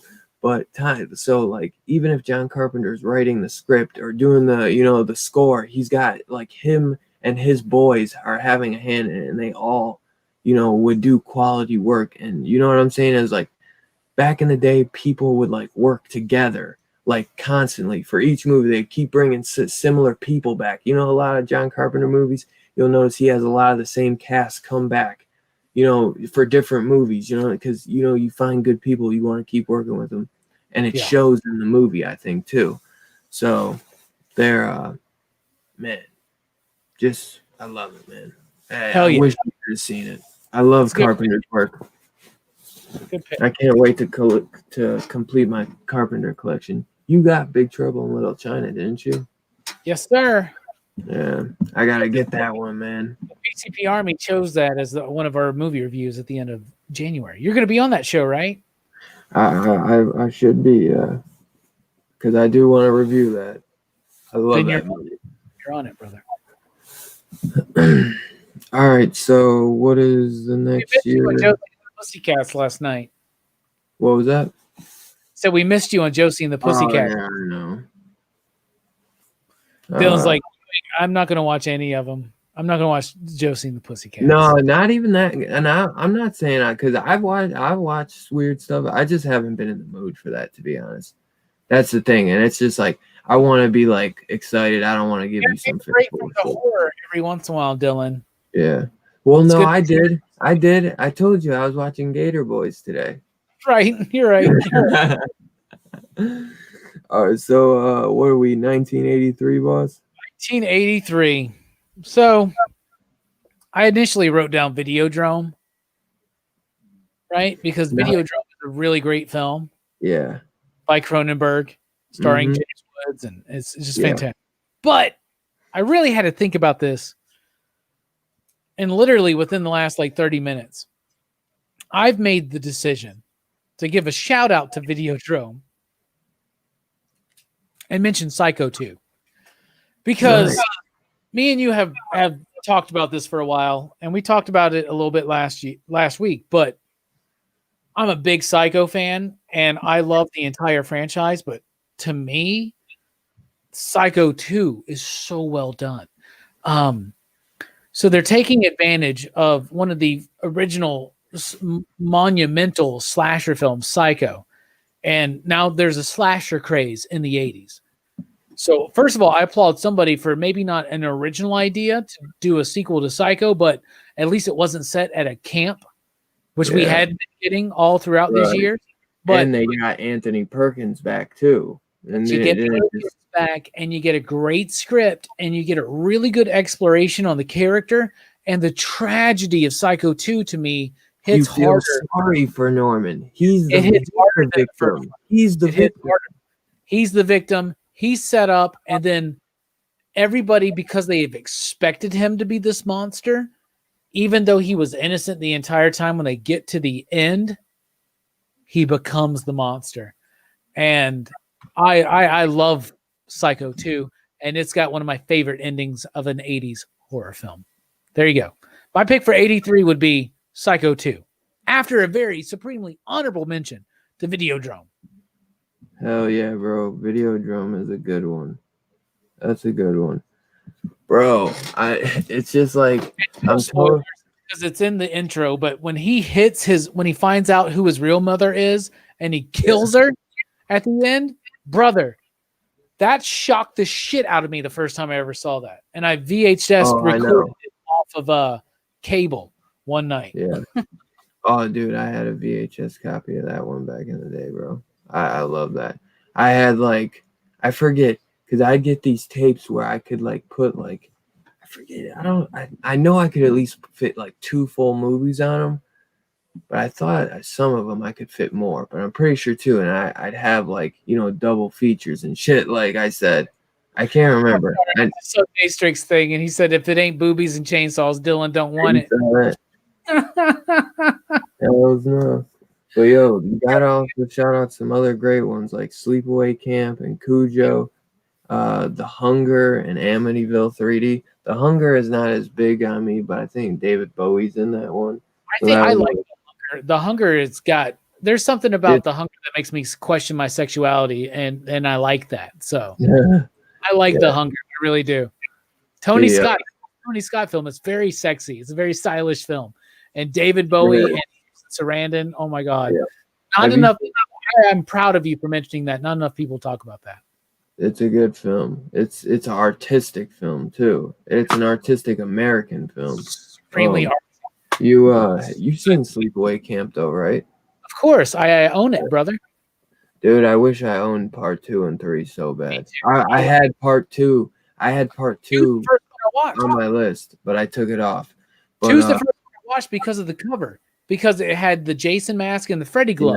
This has got Jason and Freddy on it. No, that's what they did in the 80s with their VHS covers.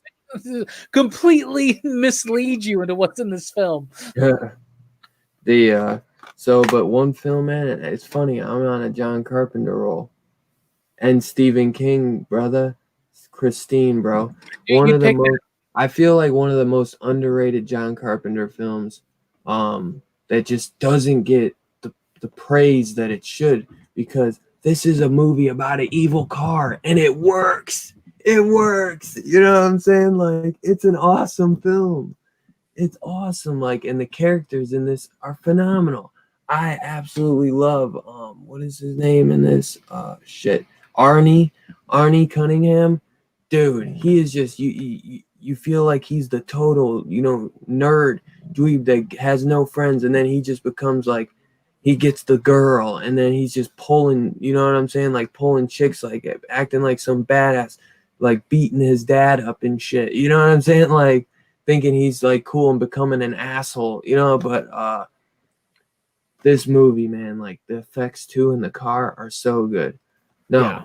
Maximum Overdrive does work. I like that movie. I like that movie too, but It does. it don't work like this one does. Christine's amazing.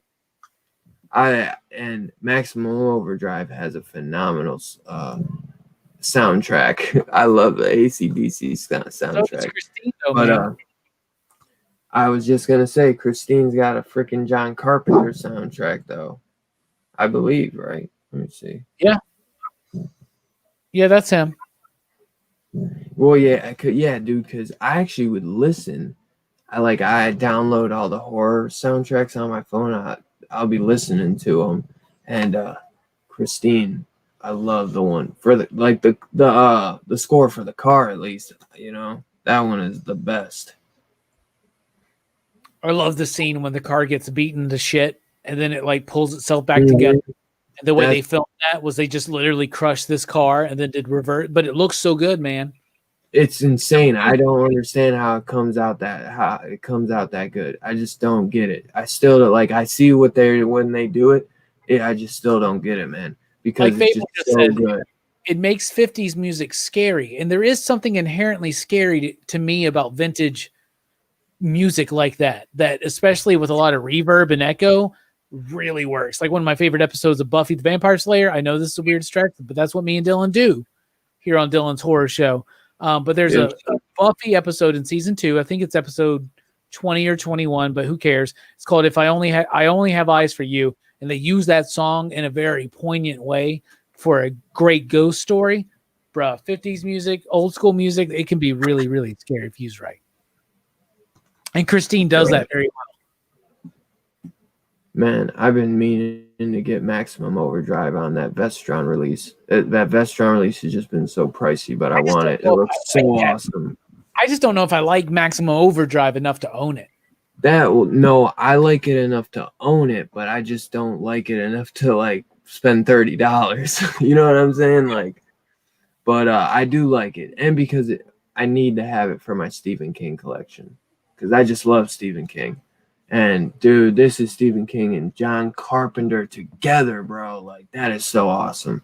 That was just, dude, that was to me, bro, growing up when I felt like this was slept on so much. And my mom and dad love this film too, though. It's funny, but this was John Carpenter. This was King and Romero coming together for Creepshow to me. You know what I'm saying? It was just awesome. Awesome. Or Romero and Argento coming together for Two Evil Eyes. Hells yeah. Hells yeah. I want to pick up that Blu-ray too so bad. So bad. I think there's a cool Arrow release. I gotta see. So I love Two Evil Eyes. I love that one. Harvey Keitel, man. Come on. Yes. So what's you up next on? 1984. Yes, sir. I really don't want to keep talking about this film. I feel like I've talked about it on 8 different shows over the last month. But for the last time for a while, my favorite movie of 1984 horror related is Gremlins. I've ranted, I've raved. We're going long. Y'all know I love Gremlins. You know why. If you don't know, check out the Geek Gathering Christmas special. Check out last week's episode of Dylan's Horror Show where we talked about our top 10 favorite horror films. Look at our Christmas horror movie review that we did of Gremlins. This movie has always captivated me. It's cute. It's charming. It's scary. It's ridiculous. It's fun. Gremlins is my favorite from 84. And probably my favorite 80s film period. Aside from Blade Runner. What was the movie we were just talking about a second ago? You mean your pick for 1983? Yeah, not Christine. We were just talking about a movie I wanted to look up. Overdrive? No, it was something I have else. no idea. There was something I was saying I wanted to look up and pick that we needed to pick up, and I can't remember what it was now because I was gonna look it up on Amazon. There was I don't something know. else. My 1984 pick was Gremlins. What do you got? That's a great pick. I absolutely love that movie, man, and it's one of the best Christmas movies. I watch it every single year, and I absolutely love the sequel. Fantastic effects by Chris Walas. You know what I'm saying? Like Joe Dante, just awesome. I love that movie, man. I love it. What is my pick? Oh yeah. So man, this movie, dude, there's some good ones. There's not that many this year, but this one probably was the biggest of 1984, brother. Like, that's for sure. Nightmare on Elm Street. Like, dude, this one made some ripples in the horror genre. You know what I'm saying? And it changed it. You know what I'm saying? I'm surprised you didn't mention it, honestly. This Gremlins, dude, man. I know, but I'm just surprised. I looked at it too, though. I looked at it too. It's hard to resist. It's hard to resist, dude. You can't resist it. You can't resist Gizmo. You can't resist Gizmo and Stripe.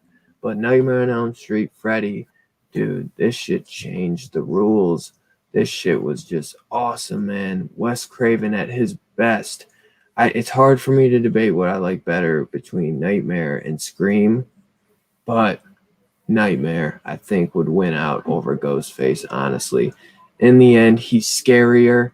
Like, Freddy's one of the most scariest ones. You know what I'm saying? Like, you can't sleep. Yo, I need to sleep. I need my 8 hours, dog. You know what I'm saying? Like, you ain't playing with me, Freddy. But Nightmare on Elm Street was just so good. Johnny Depp at his youngest. You know what I'm saying? Like, this is just awesome. This was a fun one. And damn it, I can't think of the sheriff. What his name is? John Saxon. John Saxon. Yes, thank you, Robbie. He was in Saxon, bro. Black Christmas.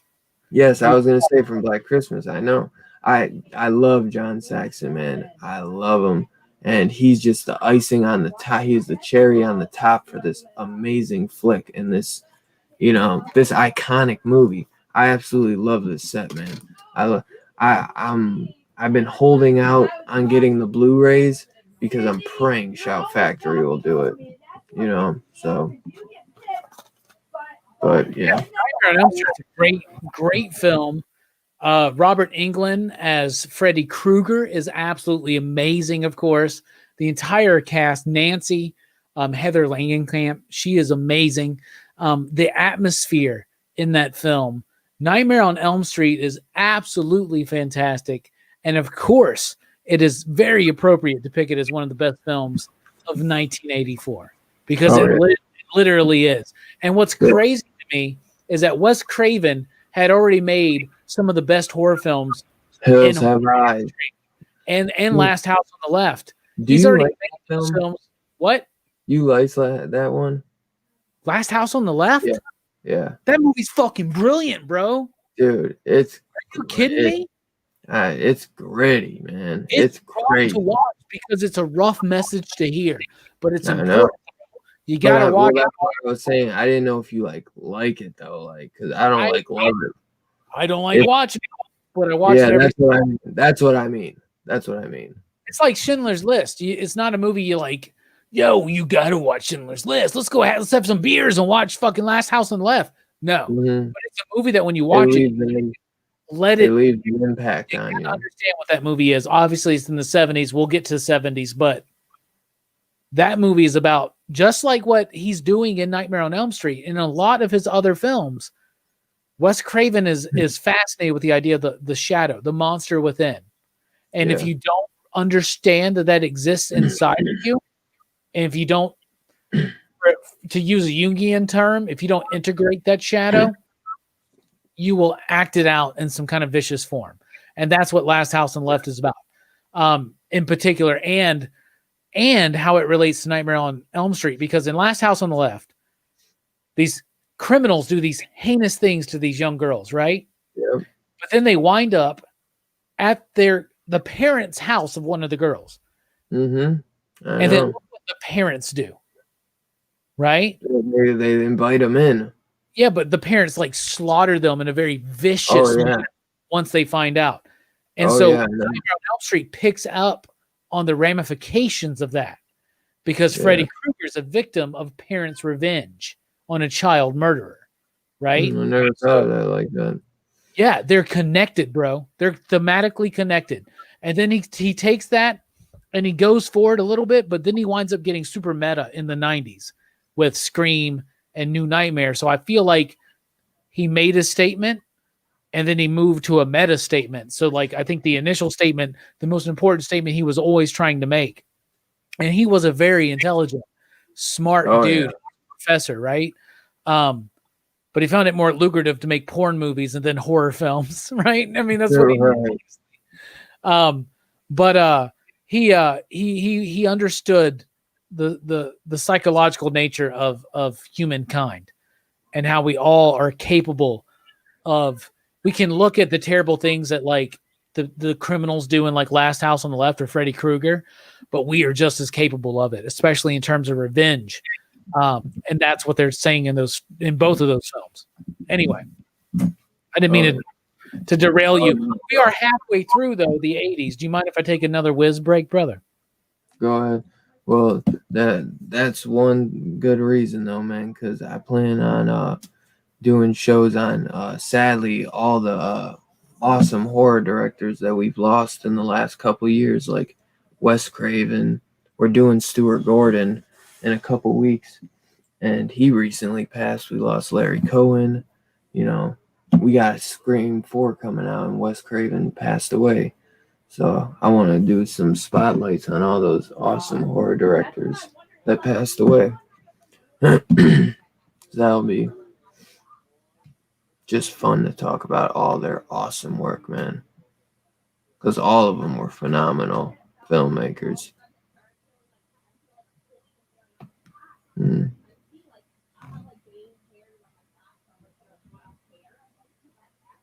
Oh, yeah, man. No doubt.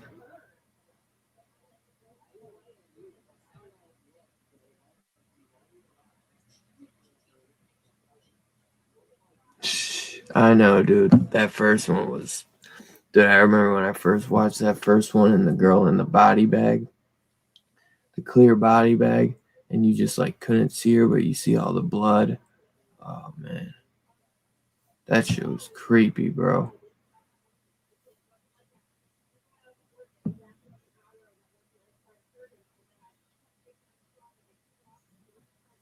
Yeah. Dude, I always go back and forth. Like, right now, man, like, right now, I almost like 3 and 4 the best as like a double feature. But I really love 2. But New Nightmare is awesome. It's just, I wish it had, New Nightmare doesn't have, New Nightmare even has less Freddy than the original one. Like, I wish they, like, Freddy looks awesome in New Nightmare too, and they don't use him that much. That just is what kills me. But I was saying too that all the horror directors that have recently passed in the last like couple years will be spotlighting all of those ones probably first. So I do want to talk about Carpenter, but I might, I want to talk about, obviously we're doing Gordon, but I want to do Cohen. So I want to get you hip to some awesome Cohen films. And then Wes Craven. So we'll definitely have a good time talking about him. Obviously, from what I heard you just talk, So that'll be fun. Big fan of his work, bro. Oh man, me too. So, all right, you're next for, what are we at? 85? 85. Hello? Is anyone there? Hello?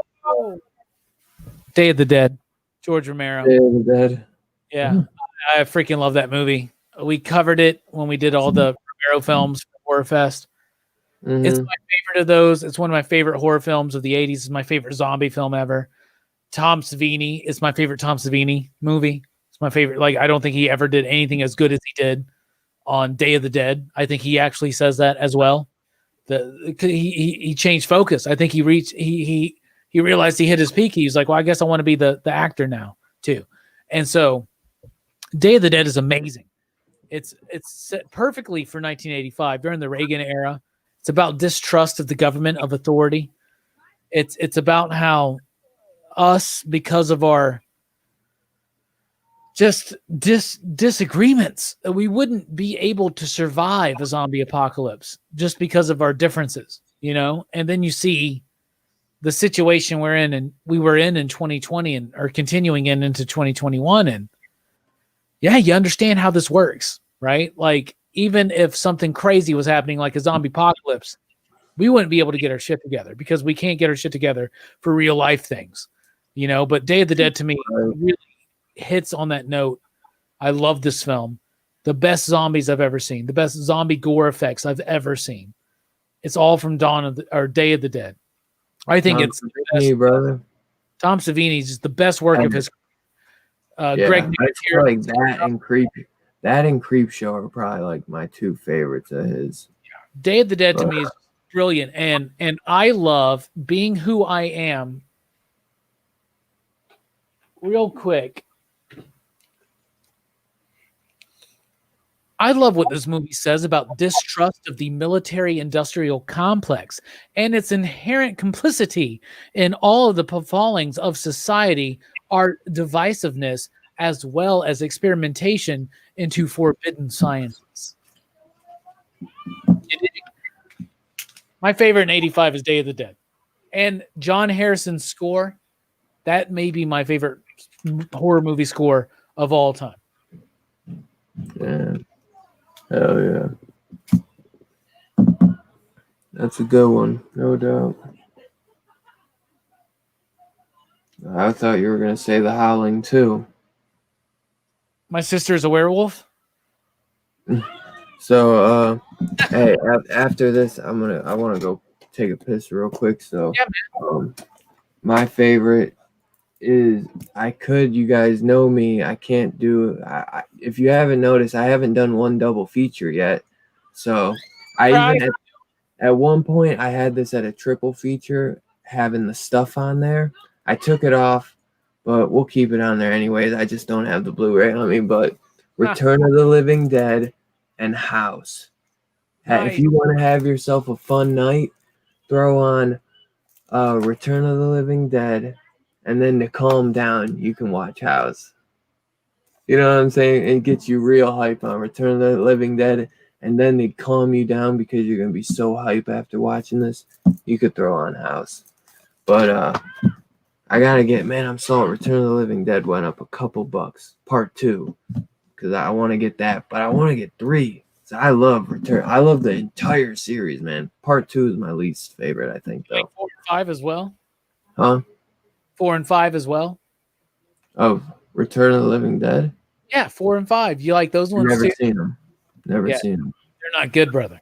I didn't think so. Grave to the Grave is one of them, okay, bro? One of them is called Grave to the Grave. I didn't even know. I'm glad, though. Cause I think I kind of knew, but I thought, like, there's so many The other one is Necropolis or Necromancer. I think it's Necropolis. Oh, yeah. I remember that shit. Dude, I love this cover, man. That chicken part 3 is hot. Because this is the Scream Factory. That's the red-haired chick? Man, I don't have that. It's out of print now. I know, dude. It's expensive. I changed it for the Tar Man because this cover's cool. But I like the original one. Yes.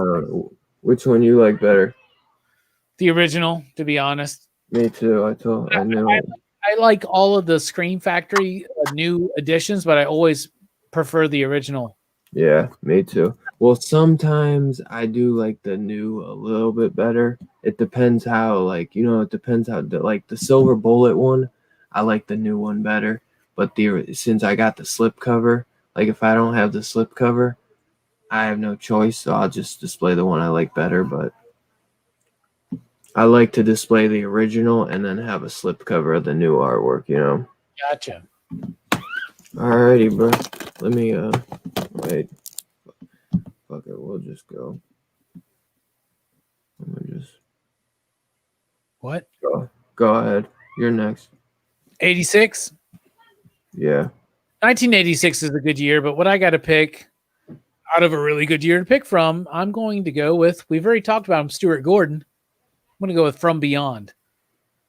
From Beyond, another one of them out of print Scream Factory Blu-rays that I have yet to be able to find at a decent price. From Beyond is a great movie. I think Stuart Gordon is the only guy apparently capable of doing H.P. Lovecraft adaptations, because he doesn't try to fully adapt the story, but he adapts it into the era that he's working with. Reanimator, Dagon, the Dreams at Witch House, the Masters of Horror episode he did in season 1. But From Beyond to me is great because it uses a lot of the same cast from Reanimator, but it's a completely different film, and they use those actors in different roles. Jeffrey Combs and Barbara Crampton play completely opposite roles here. You got a new villain, but he's great, and it's really captivating and really capturing that the idea of the extra dimensionality of these threats coming through, this Lovecraftian idea. And it's got great makeup effects, some really great body horror ideas as well, and an incredibly unnerving and unsettling sexual film that doesn't make you feel great about certain things. But I love it. From Beyond for 1986 for me, brother. Do you like From Beyond better than Reanimator? No. But Reanimator was 85, right? And Day of the Dead it came after. Yeah. Reanimator was first, and I don't. It's tough for me too because Front Reanimator's so good, man. But I love From Beyond. I love that movie.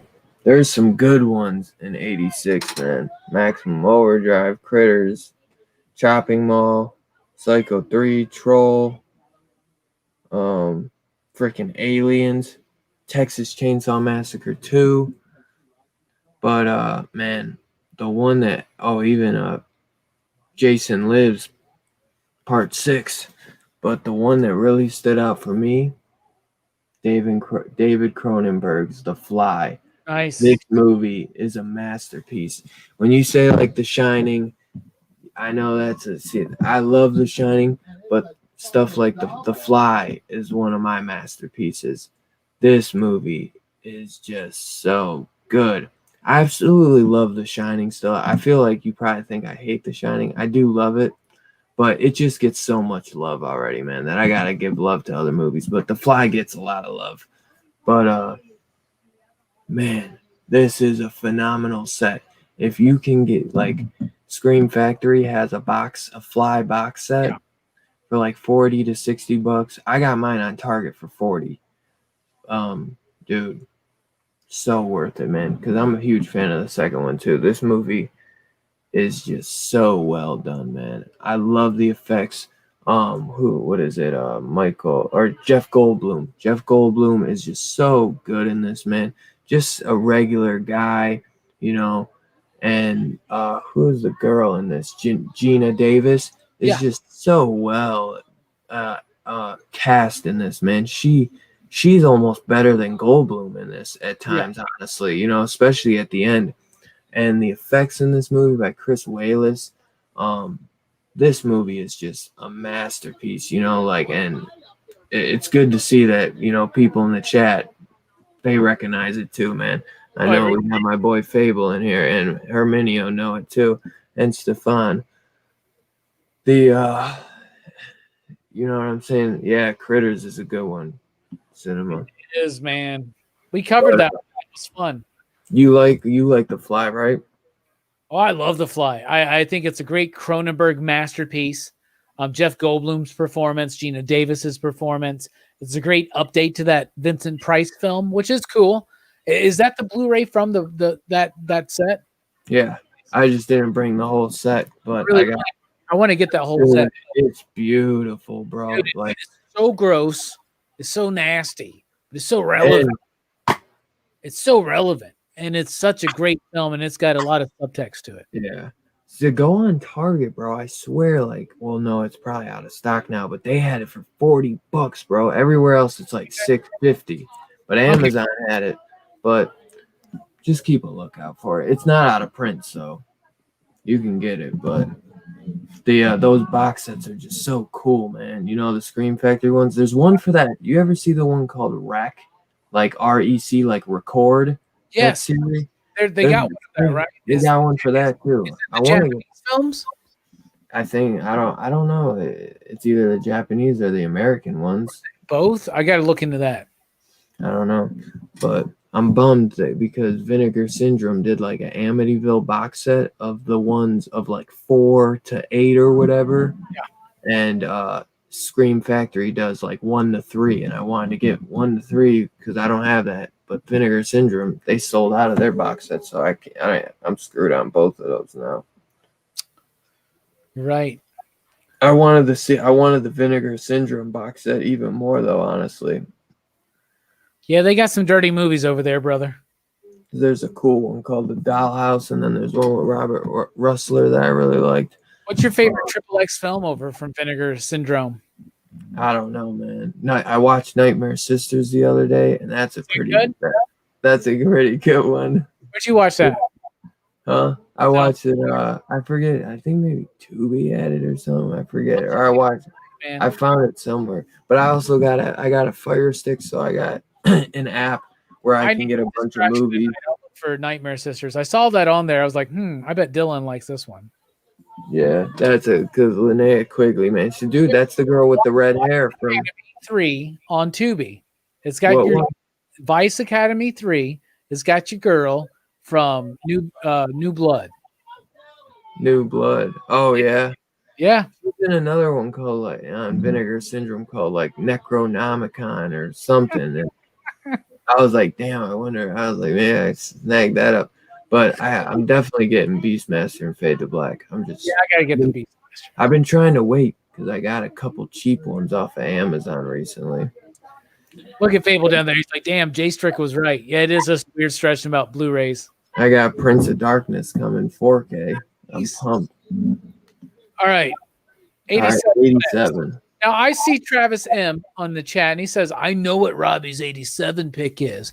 I would be curious as to what you think it is, because I don't know if you know exactly what it is, because there are a lot of great films from 1987. Okay? Working in the kitchen.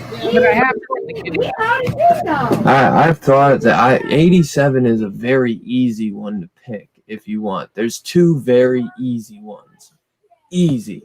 I didn't go with the 2 easy ones, I'm going to tell you, because everybody knows I love them already. Travis thinks it's Hellraiser. I'm going to tell you this. My favorite movie in 87, there's so many good ones, and I really wanted to. 87 was one of the best. I wanted to pick some other ones, but I have to go with Near Dark.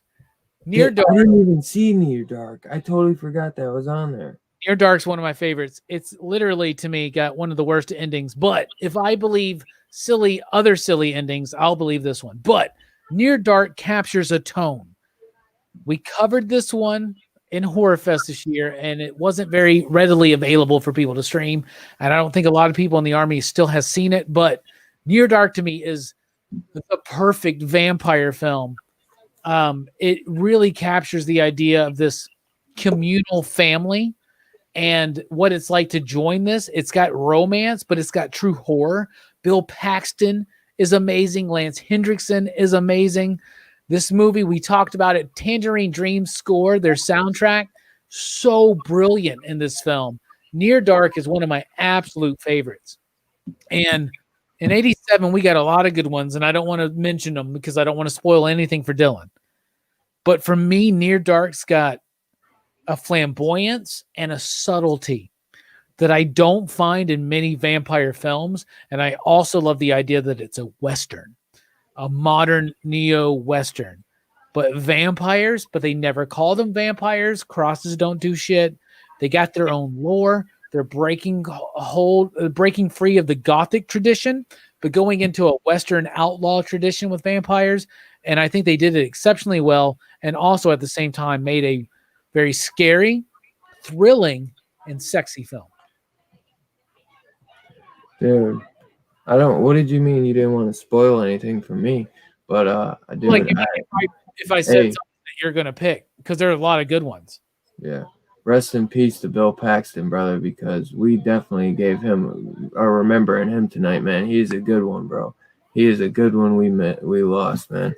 There's some good ones, man, that he did, man. And another good one that came out that year, man. There were so many good ones that came out this year.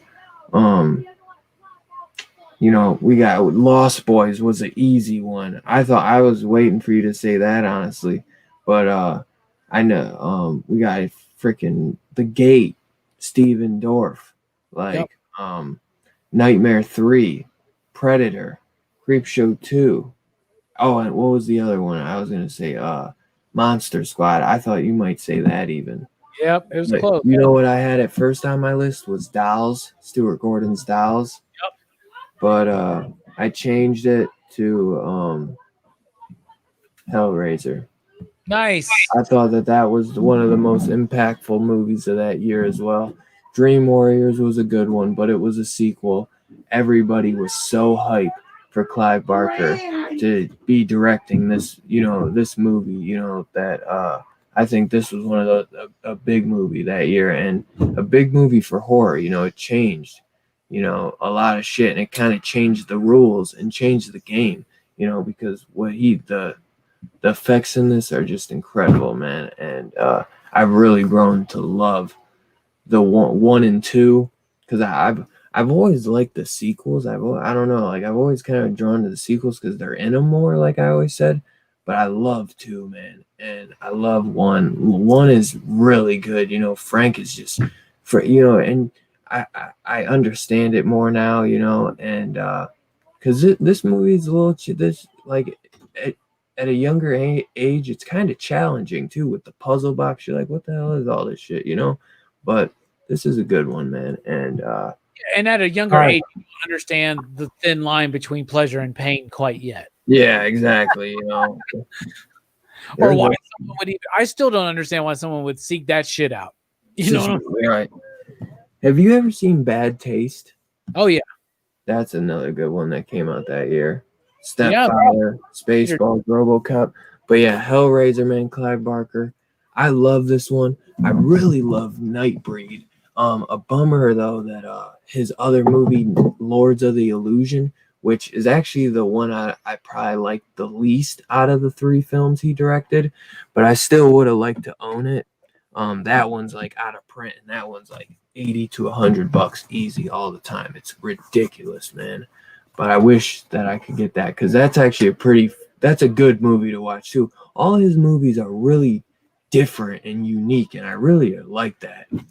And it's another good one. I agree. I like Nightbreed is awesome. I don't know if you've seen that, obviously. Of course. I love that, the monsters in that. So I'm a creature feature guy though. So that one, I think Nightbreed is like his masterpiece almost to me, but I think Hellraiser might be better. But I love Hellraiser. I think it's Nightbreed should be like as big as Hellraiser. I feel like Nightbreed should have got like a couple sequels. I can't believe it didn't.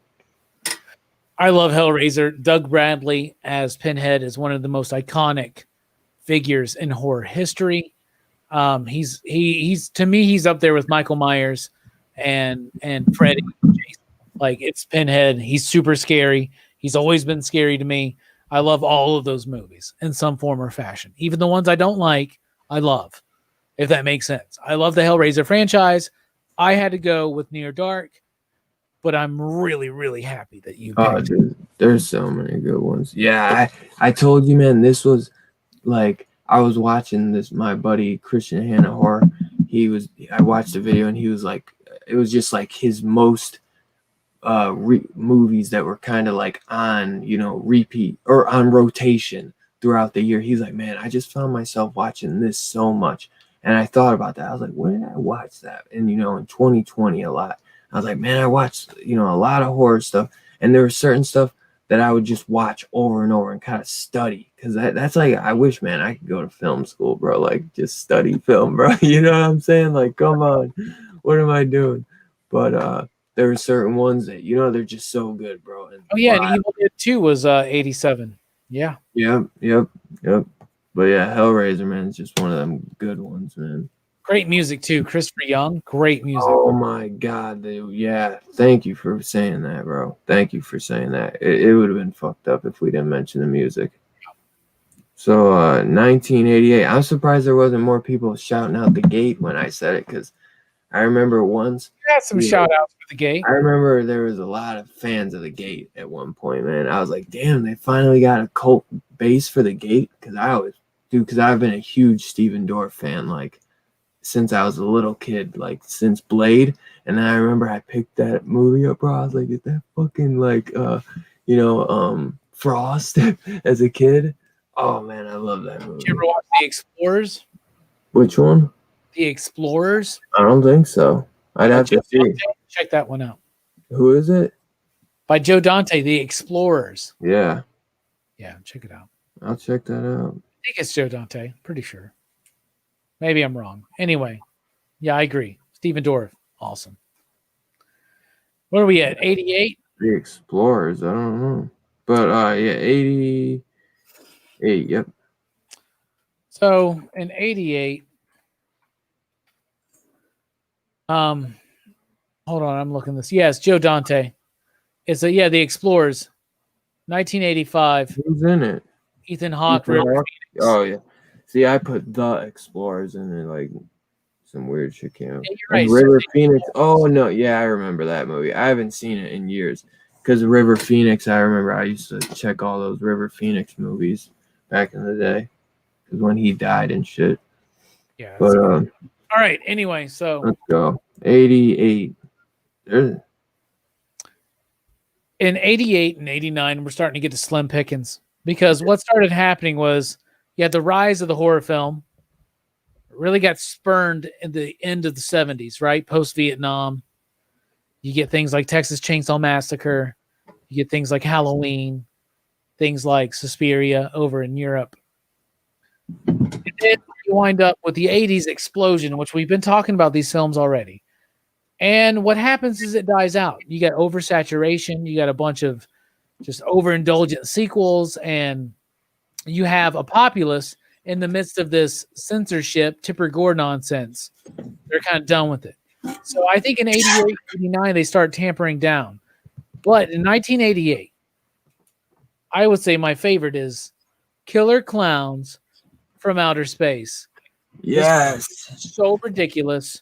It's so fun. It is, to me, the creme de la creme of that year. I think that year is very slim pickings. I know that Child's Play's there. I get it. I know that Maniac Cop. I get it. Maniac, that's Larry Cohen. That's a Larry Cohen script. But for me, it's that one. Hey, would you watch Maniac Cop quicker if you knew that Tom Atkins and Bruce Campbell were in it? I already knew that. Did you? Oh, yeah, I've never gotten around to it, brother. Oh, I got you. I know. I'm just fucking. Yeah, I'll go with Killer Clowns. It's ridiculous. It's absurd. It's so much fun. The puppeteering, the special effects, the colors, the music, everything about that. And even like as we talked when we covered it last year, that creepy ass shit when the dude's getting like a puppet where they killed the dude, the deputy or whatever. Mm-hmm. Like it's so. I absolutely love it. So. Oh man, Killer Clowns. Chiodo brothers at their best, dude. Trust me, I wanted to pick Killer Clowns as my favorite, but I talk about it so much that I wanted to pick something different, just to talk about something different. I feel like I talk about it so much because I grew up with that film.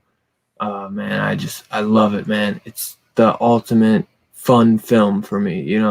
I just have so much fun with it. So for this one, man, for my pick, dude, I had to pick one of the most iconic movies of that year. You know what I'm saying? And it changed the game for the puppet industry, animatronics, everything. And there's actually two movies that I could talk about for that. And one is a doll movie and one's a creature feature. And the creature feature I thought of last minute, and I don't know how I passed it up because I feel like I didn't see it, but Chucky is the first one, aka Child's Play. just a revolutionary movie. Don Mancini, Tom Holland directing it, the director of Psycho 2, director of Fright Night. Um, Dude, I as a kid, man, Child's Play was the ultimate movie for me because it was rated R, but it didn't have nudity in it, and you know what I'm saying? Like it was just over the edge where it was still scary as hell, man, and it was such a fun ride, man, and dude, I love all these sequels. I don't care what anyone says. I even like Seed of Chucky. I don't care, man. I love all the Child's Play movies. I grew up with these, man, and Seed of Chucky when I was like, you know what I'm saying? Like they're dumb. Like Seed of Chucky has its dumbass parts, but I still love it, man. I love it, man. And Pumpkinhead, dude, Yep.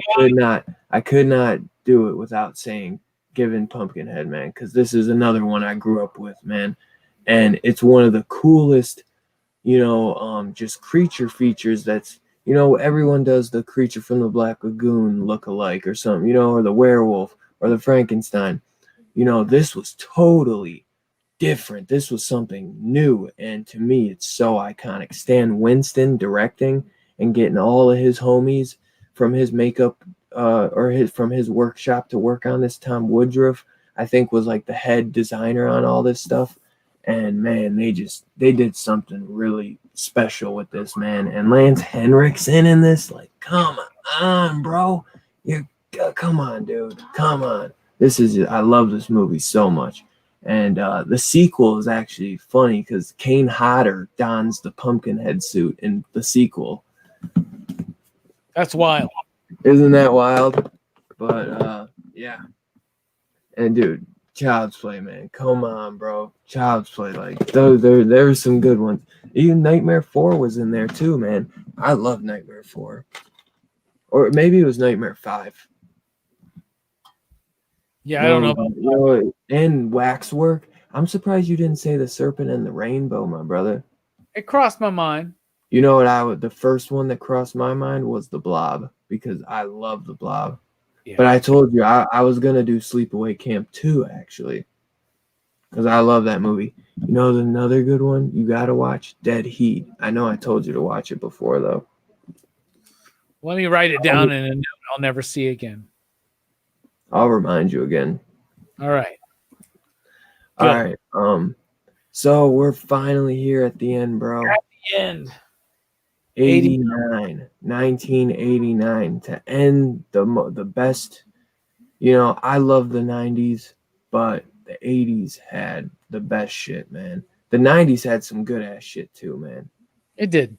It did. But the 80s was the best. Not like the 80s. Not like the 80s. The 80s was just game changing. And they pushed the limits, man.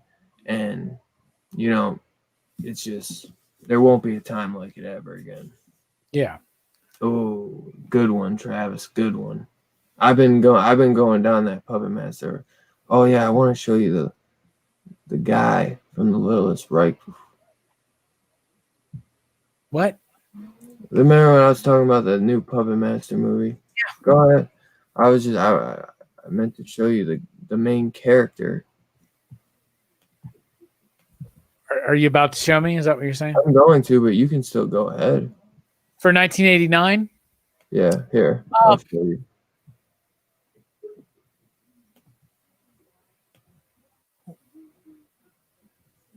What, that guy? Yeah. Oh, the puppet. No, the guy, the white guy. Do you recognize him? No. He usually doesn't have a beard though. He's in a lot of comedy stuff. Oh, is that the guy from the state? In Reno 911? Oh yeah, he's in Reno 911. Oh yeah, okay. I couldn't think of what he's been in before. Yeah, it's that guy. I know who he is. Okay. 1989. I'll be honest real quick. My favorite movie horror-wise from 1989 is Pet Sematary, but I don't want to talk about that right now. Dude. So I'm going to say, Jason, I don't want to talk about Pet Sematary. I don't want to talk. I didn't even think about it. I would change. Mine's not Pet Sematary either. But no, we can. That's a great film. It really, really is. So I'm going to go ahead and go with Jason Takes Manhattan, because when I was a kid, I absolutely loved that film for some reason. And I do too. I love it. I Yeah. still love it. That dude, When that we- music, I was bumping the music Dude, the other day when in we the car. revisited it for the Friday the 13th night in November, right? Like, Yeah. that movie is more fun than I remember. And I know a lot of people are like, well, he's not in Manhattan so much, blah, blah, blah. It Once you doesn't get matter. over that, it doesn't matter. That movie's got some great kills. When he is in Manhattan, it's ramped up. I do think it's a dumb ending.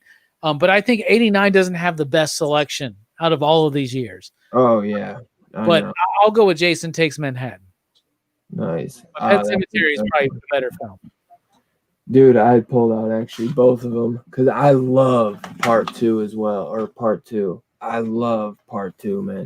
And it's, you know what I found out over the years? That some people either really love the first one and hate the second one, or they don't like the first one at all and they love the second one, or they just don't like them. It's weird. But I don't meet a lot of people, I feel like, that love them both. I'm sure there are people out there, but I have always loved them both. I've just always loved them both. I think I don't even know. I might have watched them equally, both the same, but I think the second one I might have watched a tiny bit more just because I feel like the second one would be on TV more. But what? With John Connor, right? Exactly. You know? So my favorite man. The third one, right? Huh? Wasn't he the Crow, Edward Furlong? Wasn't he the Crow in the third one? Yeah, he was. So, dude, I'll tell you a good one, man. I think maybe one of the craziest films of that year was Society. And Nice. Rob, you can't really talk about it, but Society. I know about it. Please talk about it, man. Oh, you can. Have you seen it? No, but I know about it. I've always wanted to watch it. You know about the shunning? Oh my God. Yeah. Well, I watched In Search of Darkness, and they show you everything. Yeah. And dude, oh my God, the effects in that movie are just out of this world. You just won't believe what you're seeing. It's absolutely insane. It's slimy as hell. It's creepy. It's culty as hell, and it's like you're like, where am I at? Am I here right now? Like, it's one of those types of movies. Like, what the fuck is going on right now? You know what I'm saying? Like, it's it's probably got one of the best practical effects, in the 80's. I think that scene is just crazy. You know what I mean? Like, I think that Screaming Mad Mike or Screaming Mad George, I think his name is, and he would always do all this crazy, like gutsy work that would be just so out there and slimy, and it almost seemed like City of the Living Dead type shit, but like even crazier than that. He's the one who did like all the souls, like stretching out at the end for part 4 of A Nightmare on Elm Street. But man, there's some good ones for that. The Shocker, Puppet Master, but Shocker's a good one, man, for real. Good one. Bride of Reanimator. You fan of that? No, not at all. Sleepaway Camp 3. I love Sleepaway Camp 3. I don't know if I've ever seen 3, but I'll tell you this: Bride of Reanimator, I think, is better than Beyond Reanimator. So, oh yeah, I'll say that. Well, that's not saying much. You're right. And it's sad to say that Brian Yuzna actually directed those. I don't know where, because I actually think he's a great director. Like, Society is phenomenal, and if you ever see another movie he did both of them for, it's called The Dentist. I love those movies, man. They're so good.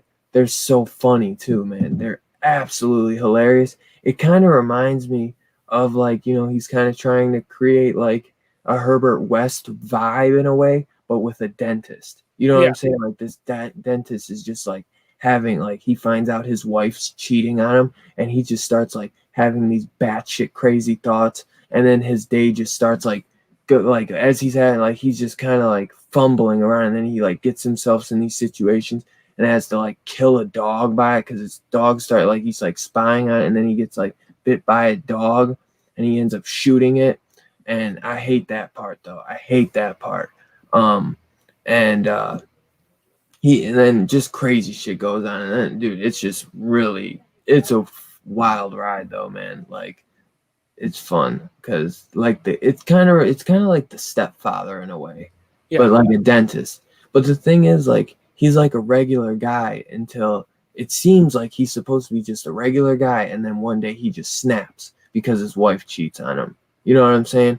Yeah. Which was a big thing back in those days when, like, you know, because shit, even today, man, but you know, you can't trust no woman. She gonna cheat on you the first minute she gets, you know? You can't trust no man either, man. What's I wrong? know, but it's crazy. It's like even worse with the women nowadays Oh, sometimes, shit. dude. But dude, I have no part in that conversation. no, it's just, hey, both of us be getting it. Both of us be going ham. But dude, we done, bro. That's That's crazy. the 80s, man. That was a great show, Dylan. Yeah. Oh well, but so well, I guess. So I guess if you got anything you want to do, show and tell before we wrap up. Well, you know I do. No, First up, I picked this up a couple weeks ago. Since we're always weird stretching on Scream Factory. Funhouse was one that we did not mention tonight, but another great film from the 80s by Tobe Hooper. Yes. I've been meaning to get that one too. I got it on digital. As much as I love the Scream Factory cover, like I said, I always love the original covers. So here I am, flipping it around. Oh, I love that cover of this movie. Oh, that is a cool one. See, I didn't know it had. Yeah, that one's better. That one's better. Another Blu-ray. I just got this in yesterday. Nice. See, I've been holding back on buying the Demons because I'm hoping Arrow's gonna do an English version. Because I showed you that UK box set. There's a 4K UK box set. Where 4K you can watch. 4K is all region. I don't care. This was cheap, so I got it. But that box set, bro, for 1 and 2 is gonna be sick. But I mean, how much? I don't know how much I really care about like hearing Italian guys do special features. You know. Look that shit up on YouTube. Next up, that shit won't be on YouTube. The best day today, as you know, Dylan. So some of my friends that I work with got together and they got me a present, and they got me this. Yes. So I got my Ultimate Ghost Face. Yes. Super cool. This is not horror related. But they also got together and got me this. Dr. Doom. Oh, is that like a thing that... You ready for this? No, that is so cool. Did you not have a Dr. Doom? You probably have a bunch of Dr. Doom figures. I didn't have that one. That one's cool as hell. So I really appreciate my homies for looking out for me on this day.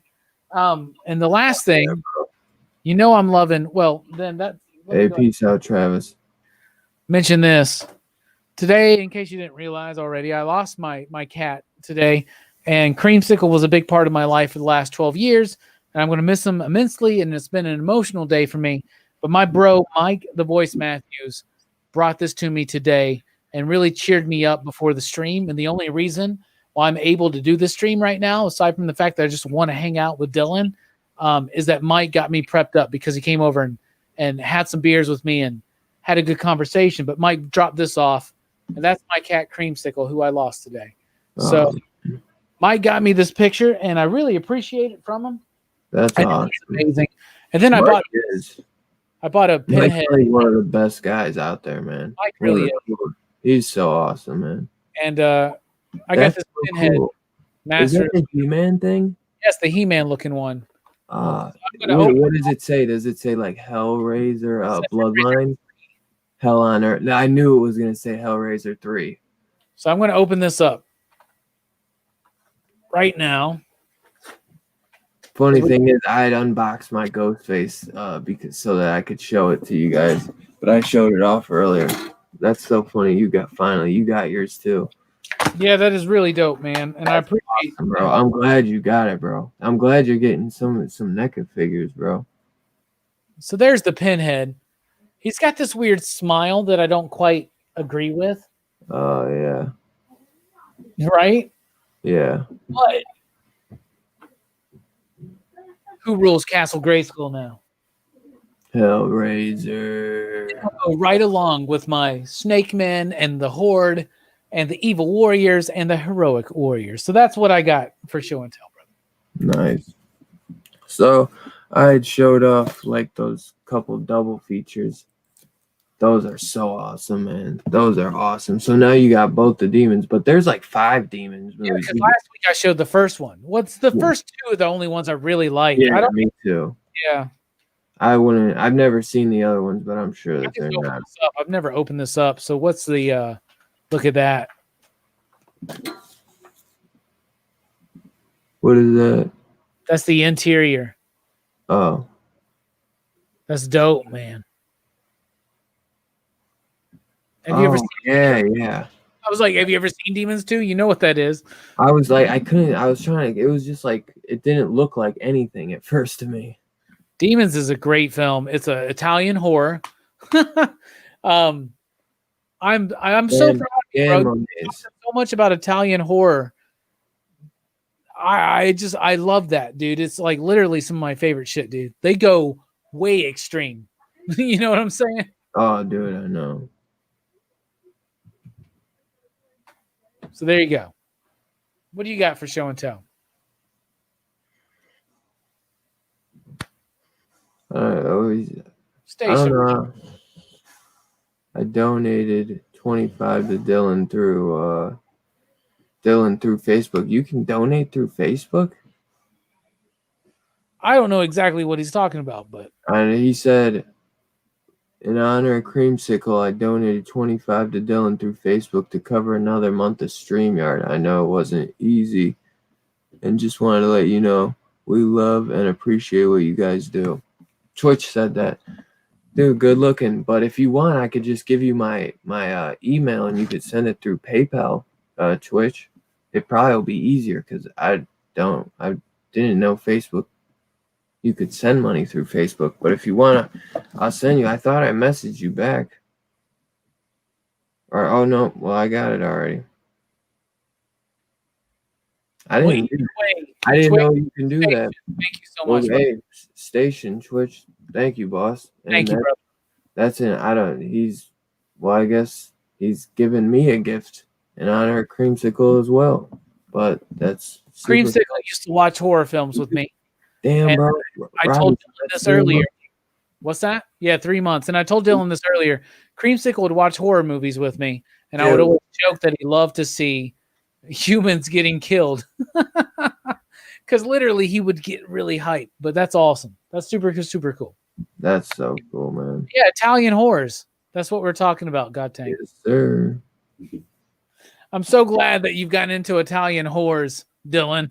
Yeah. Yeah, bro. That shit's crazy. What's your show and tell? This Adam Green film, Digging Up the Marrow. You and that guy. That's a good one, bro. It's like this. It's kind of like a. Send it to me. Let me watch it. Documentary, and it's on Amazon Prime free, but it's like a documentary. It's only $8 too, so I could send it to you if you like it. I'll send it to you. But I'll fuck it. If it's on Amazon, I'll watch it there, bro. Yeah, well, if you like it, because you'll be like, I don't even like this shit. You'll be like, he sent me this whack ass shit. But basically, like Adam Green, he plays like himself. It's kind of like it's supposed to be like a actual documentary, like real life, but it's like a fake, real life documentary. And that that this guy has found like real monsters. And he's trying to show, like, give Adam first dibs.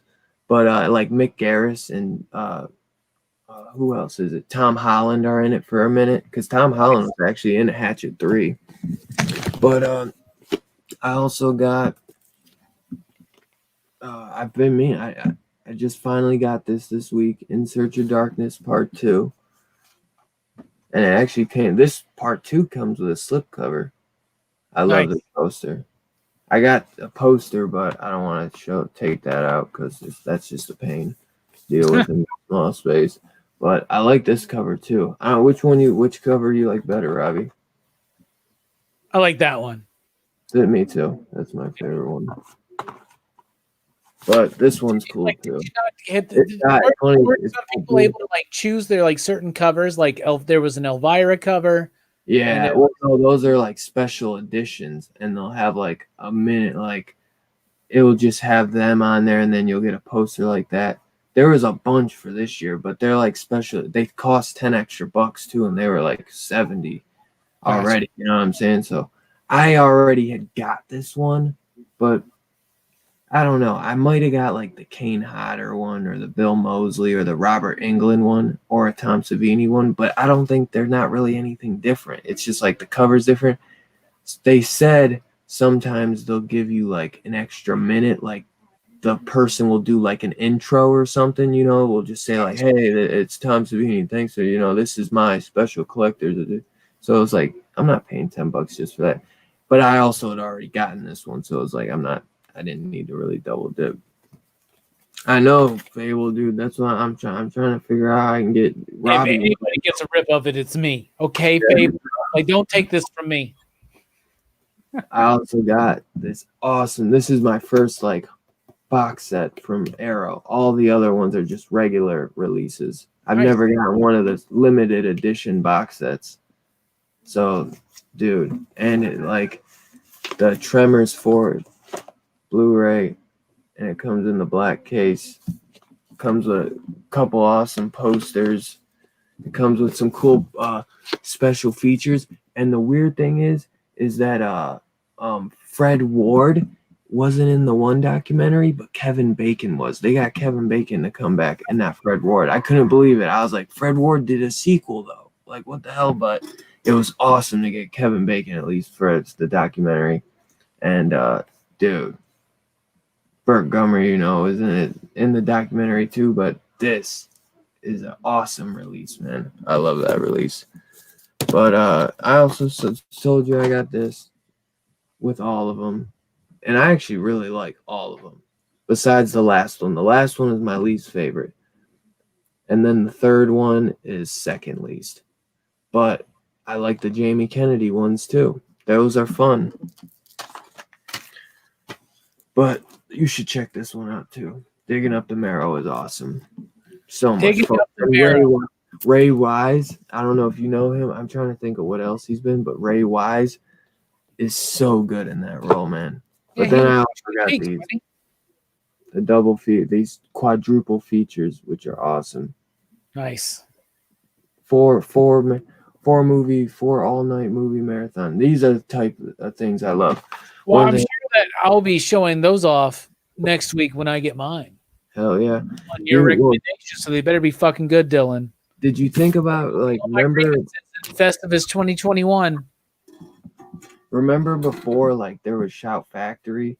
That's what we would do. We would get like, did you get those? Would you get those movie packs? Like at Walmart? Do you remember the AMC ones? Dude, I get the ones that have like 20 movies. Yeah. Yeah, the big ones. My very first copy of Night of the Living Dead was on one of those like 20 movie collections. I still got some of them. Like that's how I got Fright Night, right? I don't own Fright Night on Blu-ray. Like that's how I got a lot of movies. And I want to get that for I want to get that one. That's one we didn't mention. That's at 85, but that's a great one. Right. Yeah. I want to get I still want to get some of those packs because there's some that you can't get and you can only get through the packs. Yeah. Like there's certain like Phantoms. Like I was gonna buy the Faculty on Blu-ray, and then I was like, oh man, there's Phantoms, and the Blu-ray you can't get. The Blu-ray's out of print. So I was like, that only way I could get it is on the double feature DVD with Phantoms and the Faculty. I'm like, shit, fuck it. I already wanted the Faculty. I might as well just get that. So, and then maybe one day I'll get the Blu-ray of the Faculty, you know. But I love both those films. So I love Tremors 2, man. Tremors 2 is fun. Tremors 3 is the weakest one. I like 4 though too. When they go back, it's like the prequel. Tremors 3 though is fun, but I think the characters, like besides Burt Gummer, like the side characters are the weakest out of the other movies. That's the only thing. It's like the one guy running the scammy thing, like, and they're like acting like there's tremors, and they're like blowing through, like using fire extinguishers to make people believe there's tremors. Like those guys I didn't really like. Gotcha. But yeah, man. Everyone too. So, dude, this was another fantastic night of horror night. I cannot wait for next week. What are we talking about next week, Dylan? Next week we're talking about top horror comics or favorite horror comics. Yes, our favorite horror comics. And who are we talking about it with? Because we have our very first special guest next week. I didn't know. Yeah, you did. You forgot. Strickland? Jay Strick. Is it? I forgot. Jay Hell Strick yeah. next week. Oh yeah, I'm pumped. Horror comics. That'll be good because there were some fun ones we already talked about. Horror comics real quick before we leave. Mountainhead just came out in graphic novel form this week, and everybody that loves horror, especially Lovecraftian body horror, definitely needs to check this book out. Dylan can attest to this. We had John Lees over at Pop Culture Philosophers this week. By the way, he said he loved the PCP Army Station. Said we were one of the most positive comic book communities he's ever been able to partake of. So hell yeah, go you. But Mountainhead, if you haven't read it, is absolutely fantastic. Right, Dylan? Hell yeah. And John Lees is one of the greatest horror comic book writers out right now. And I'm sure we'll talk about him next week. Without a doubt. Sink, Mountainhead, Hotel, phenomenal horror books. And 2 of them were anthologies. I cannot wait to see what he does with Sink for the future of that series. I hope he's got big plans for that because, oh my, I need more. Did you? Okay, you didn't check out the interview with John then, right? Or the conversation? I was going to watch it live, and I don't know how I didn't get an update for it. It's definitely worth the replay, but I'll tell you this. He confirmed that this year there's a Sync graphic novel coming out in the summer, written by him with artwork by Alex, right? Yeah. And then Volume 3 is coming out. I think they said it was. I had heard that they were supposed to be kind of like a one-shot story type thing, or like a side story, and then they were going to go into Volume 3. Yeah, so he confirmed that is going on and happening this year. I can't wait. I hope they do Volume 2, a Hotel, as well. We asked him about that. That all depends on our reaction. So in a non-spammy way, everybody needs to let AWA know that they want Hotel Volume 2 because him and Dalibor are ready to do it. That was the best one. It was. We told him that on Thursday. We're like, you have the best AWA book, bruh. When that clown jumped out of that painting, man. Woo. Right. When he talks about the whole origin of that and where his idea came from, you should really check out that interview. I'm going to watch it because I like it. To a conversation about horror, and I immediately thought, we got to get this guy on Dylan's horror show. He's a huge horror fan. I know because I messaged him. I reached out because I wanted to talk to him because I had talked to Alex already with my man 1-2. I had talked to him with 1-2 Comic Talk and Rod the Rican. We had all did an interview with him and Rich from the whole writing team of CSR. Rich Dewitt joining us in February on PCP. Rich is a cool dude. Rich should be the next literature book, in my opinion. Because I knew Justin, and Justin like somehow I introduced him to Kevin, and Kevin introduced him to Rod, and then Justin got Rich, and then Rich got Alex, and then I was like, damn, bro, we got it. It was because I'm a huge fan of Alex's work, bro. His artwork is incredible in Sync, man. Yeah, it's great. That's my favorite like artwork, like horror artwork, I'd say, man. God damn, the Heat lost again. They got their asses kicked by Detroit. Really? When does that happen? Yeah, the Insane Clowns and the Blue Van get their own spinoff. That would be, yeah. I didn't even realize this, but he told us on Thursday that was an actual like urban legend in Glasgow. Like of the Blue Van clowns or whatever. Yeah. Yeah, it's crazy. You should check out the. I think you'd like the conversation. Oh, I'm gonna check it out because I got work tomorrow, so I usually be like throwing all the like. I like to listen to long podcasts and stuff, so you know what I'm saying, keep me busy. So I asked him what he thought about plan aliens too, like I do everybody. So aliens, what? I said I asked him what I thought about aliens and UFOs and shit Oh too. yeah, Like I do everybody. yeah. That's funny. It's What do like you the say? last question. I'm like, by the way, I know we've had this great conversation about your work and pop culture and life, but well, have you ever seen an alien? Ever seen a UFO? And then they're like, and most people have something to share. He was the first one that actually didn't have an experience to share. Really? Yeah. I don't think I can tell you either, but I know Well, I guess my you uncle told me told me ghost I stories think and he's shit. seen You told one. me ghost stories and shit.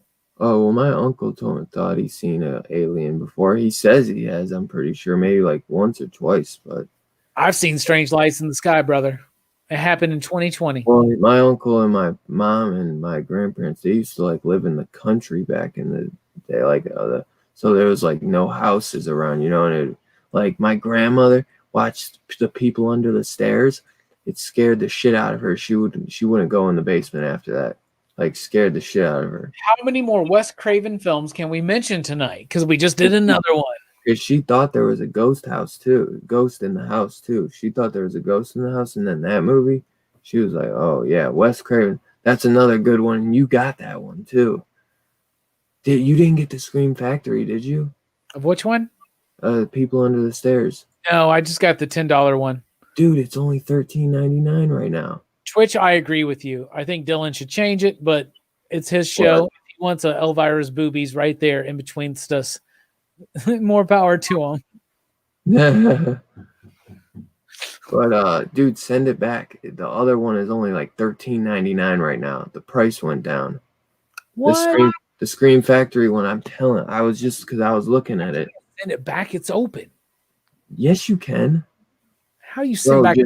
Just say it was damaged. I'm telling you. It's not damaged. I'm not that guy. Dude. It's not damaged. Dude, they don't do anything. Dylan, you do not need to let your audience know that you're not to be trusted, because I'm just saying integrity stands for a lot. And if I made the decision to buy the $10 version, I will own that. Dude, they don't. It's not. They make their money back on it. They still just sell it. Look at you, Robin Hood of goddamn corporate America. Look at you, Robin. I'm just trying to help you get the Scream Factory.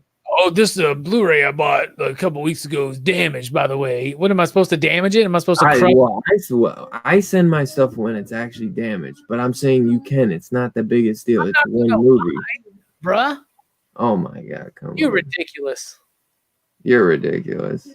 You're ridiculous, bro. It's only $13.99. Well, when I have the Scream Factory, you're gonna be jealous. I'll buy the Scream Factory, and then I'll give away the other one in a fucking mystery box. Yeah, well, that works too, but I didn't think you'd want to waste $10 whole. What's $10? I get it. What's $10? Like a Dave's double and fries? Yeah, you're right. I should get that $10 back. Hell yeah, bro. Hell yeah. There was a couple of times I wanted to add like Critters 2 on the list too, man. Critters 2 is another good one by Mick Garris. That's a great Scream Factory set. But yeah, man. So dude, great show. Do you got anything you want to mention that you got coming out this week before we head out? Nothing coming out till the weekly comic book review. I'm taking the rest of the weekend off. But on Wednesday night, Talking Comics Live on Pop Culture Philosophers at 7:30, we start off with me revealing my top 10 comics. Then we have an hour-long conversation with someone about the day's new comics. And next Wednesday, we're talking to Jim Mint from Jim Mint Collectibles. So He will be my guest on Wednesday night. Thursday night, I'll be talking to Chamorro Cinema. He is right there in the chat. I'm very excited to have a chat with Island Boyd Manuel about pop culture, comic books, movies, life, and more. And then Friday night, Transformers Live, PCP movie night from 1986. And then next Saturday, back here for Dylan's Horror Show, where we talk about our favorite horror comics of all time with Jay Strick with that straight dick. Hell yeah. And thank you all so much for your support today. I really appreciate everybody out there. Hell yeah. Well, you guys have yourself a great week. Thanks for hanging out. And we'll see you next week. Peace out.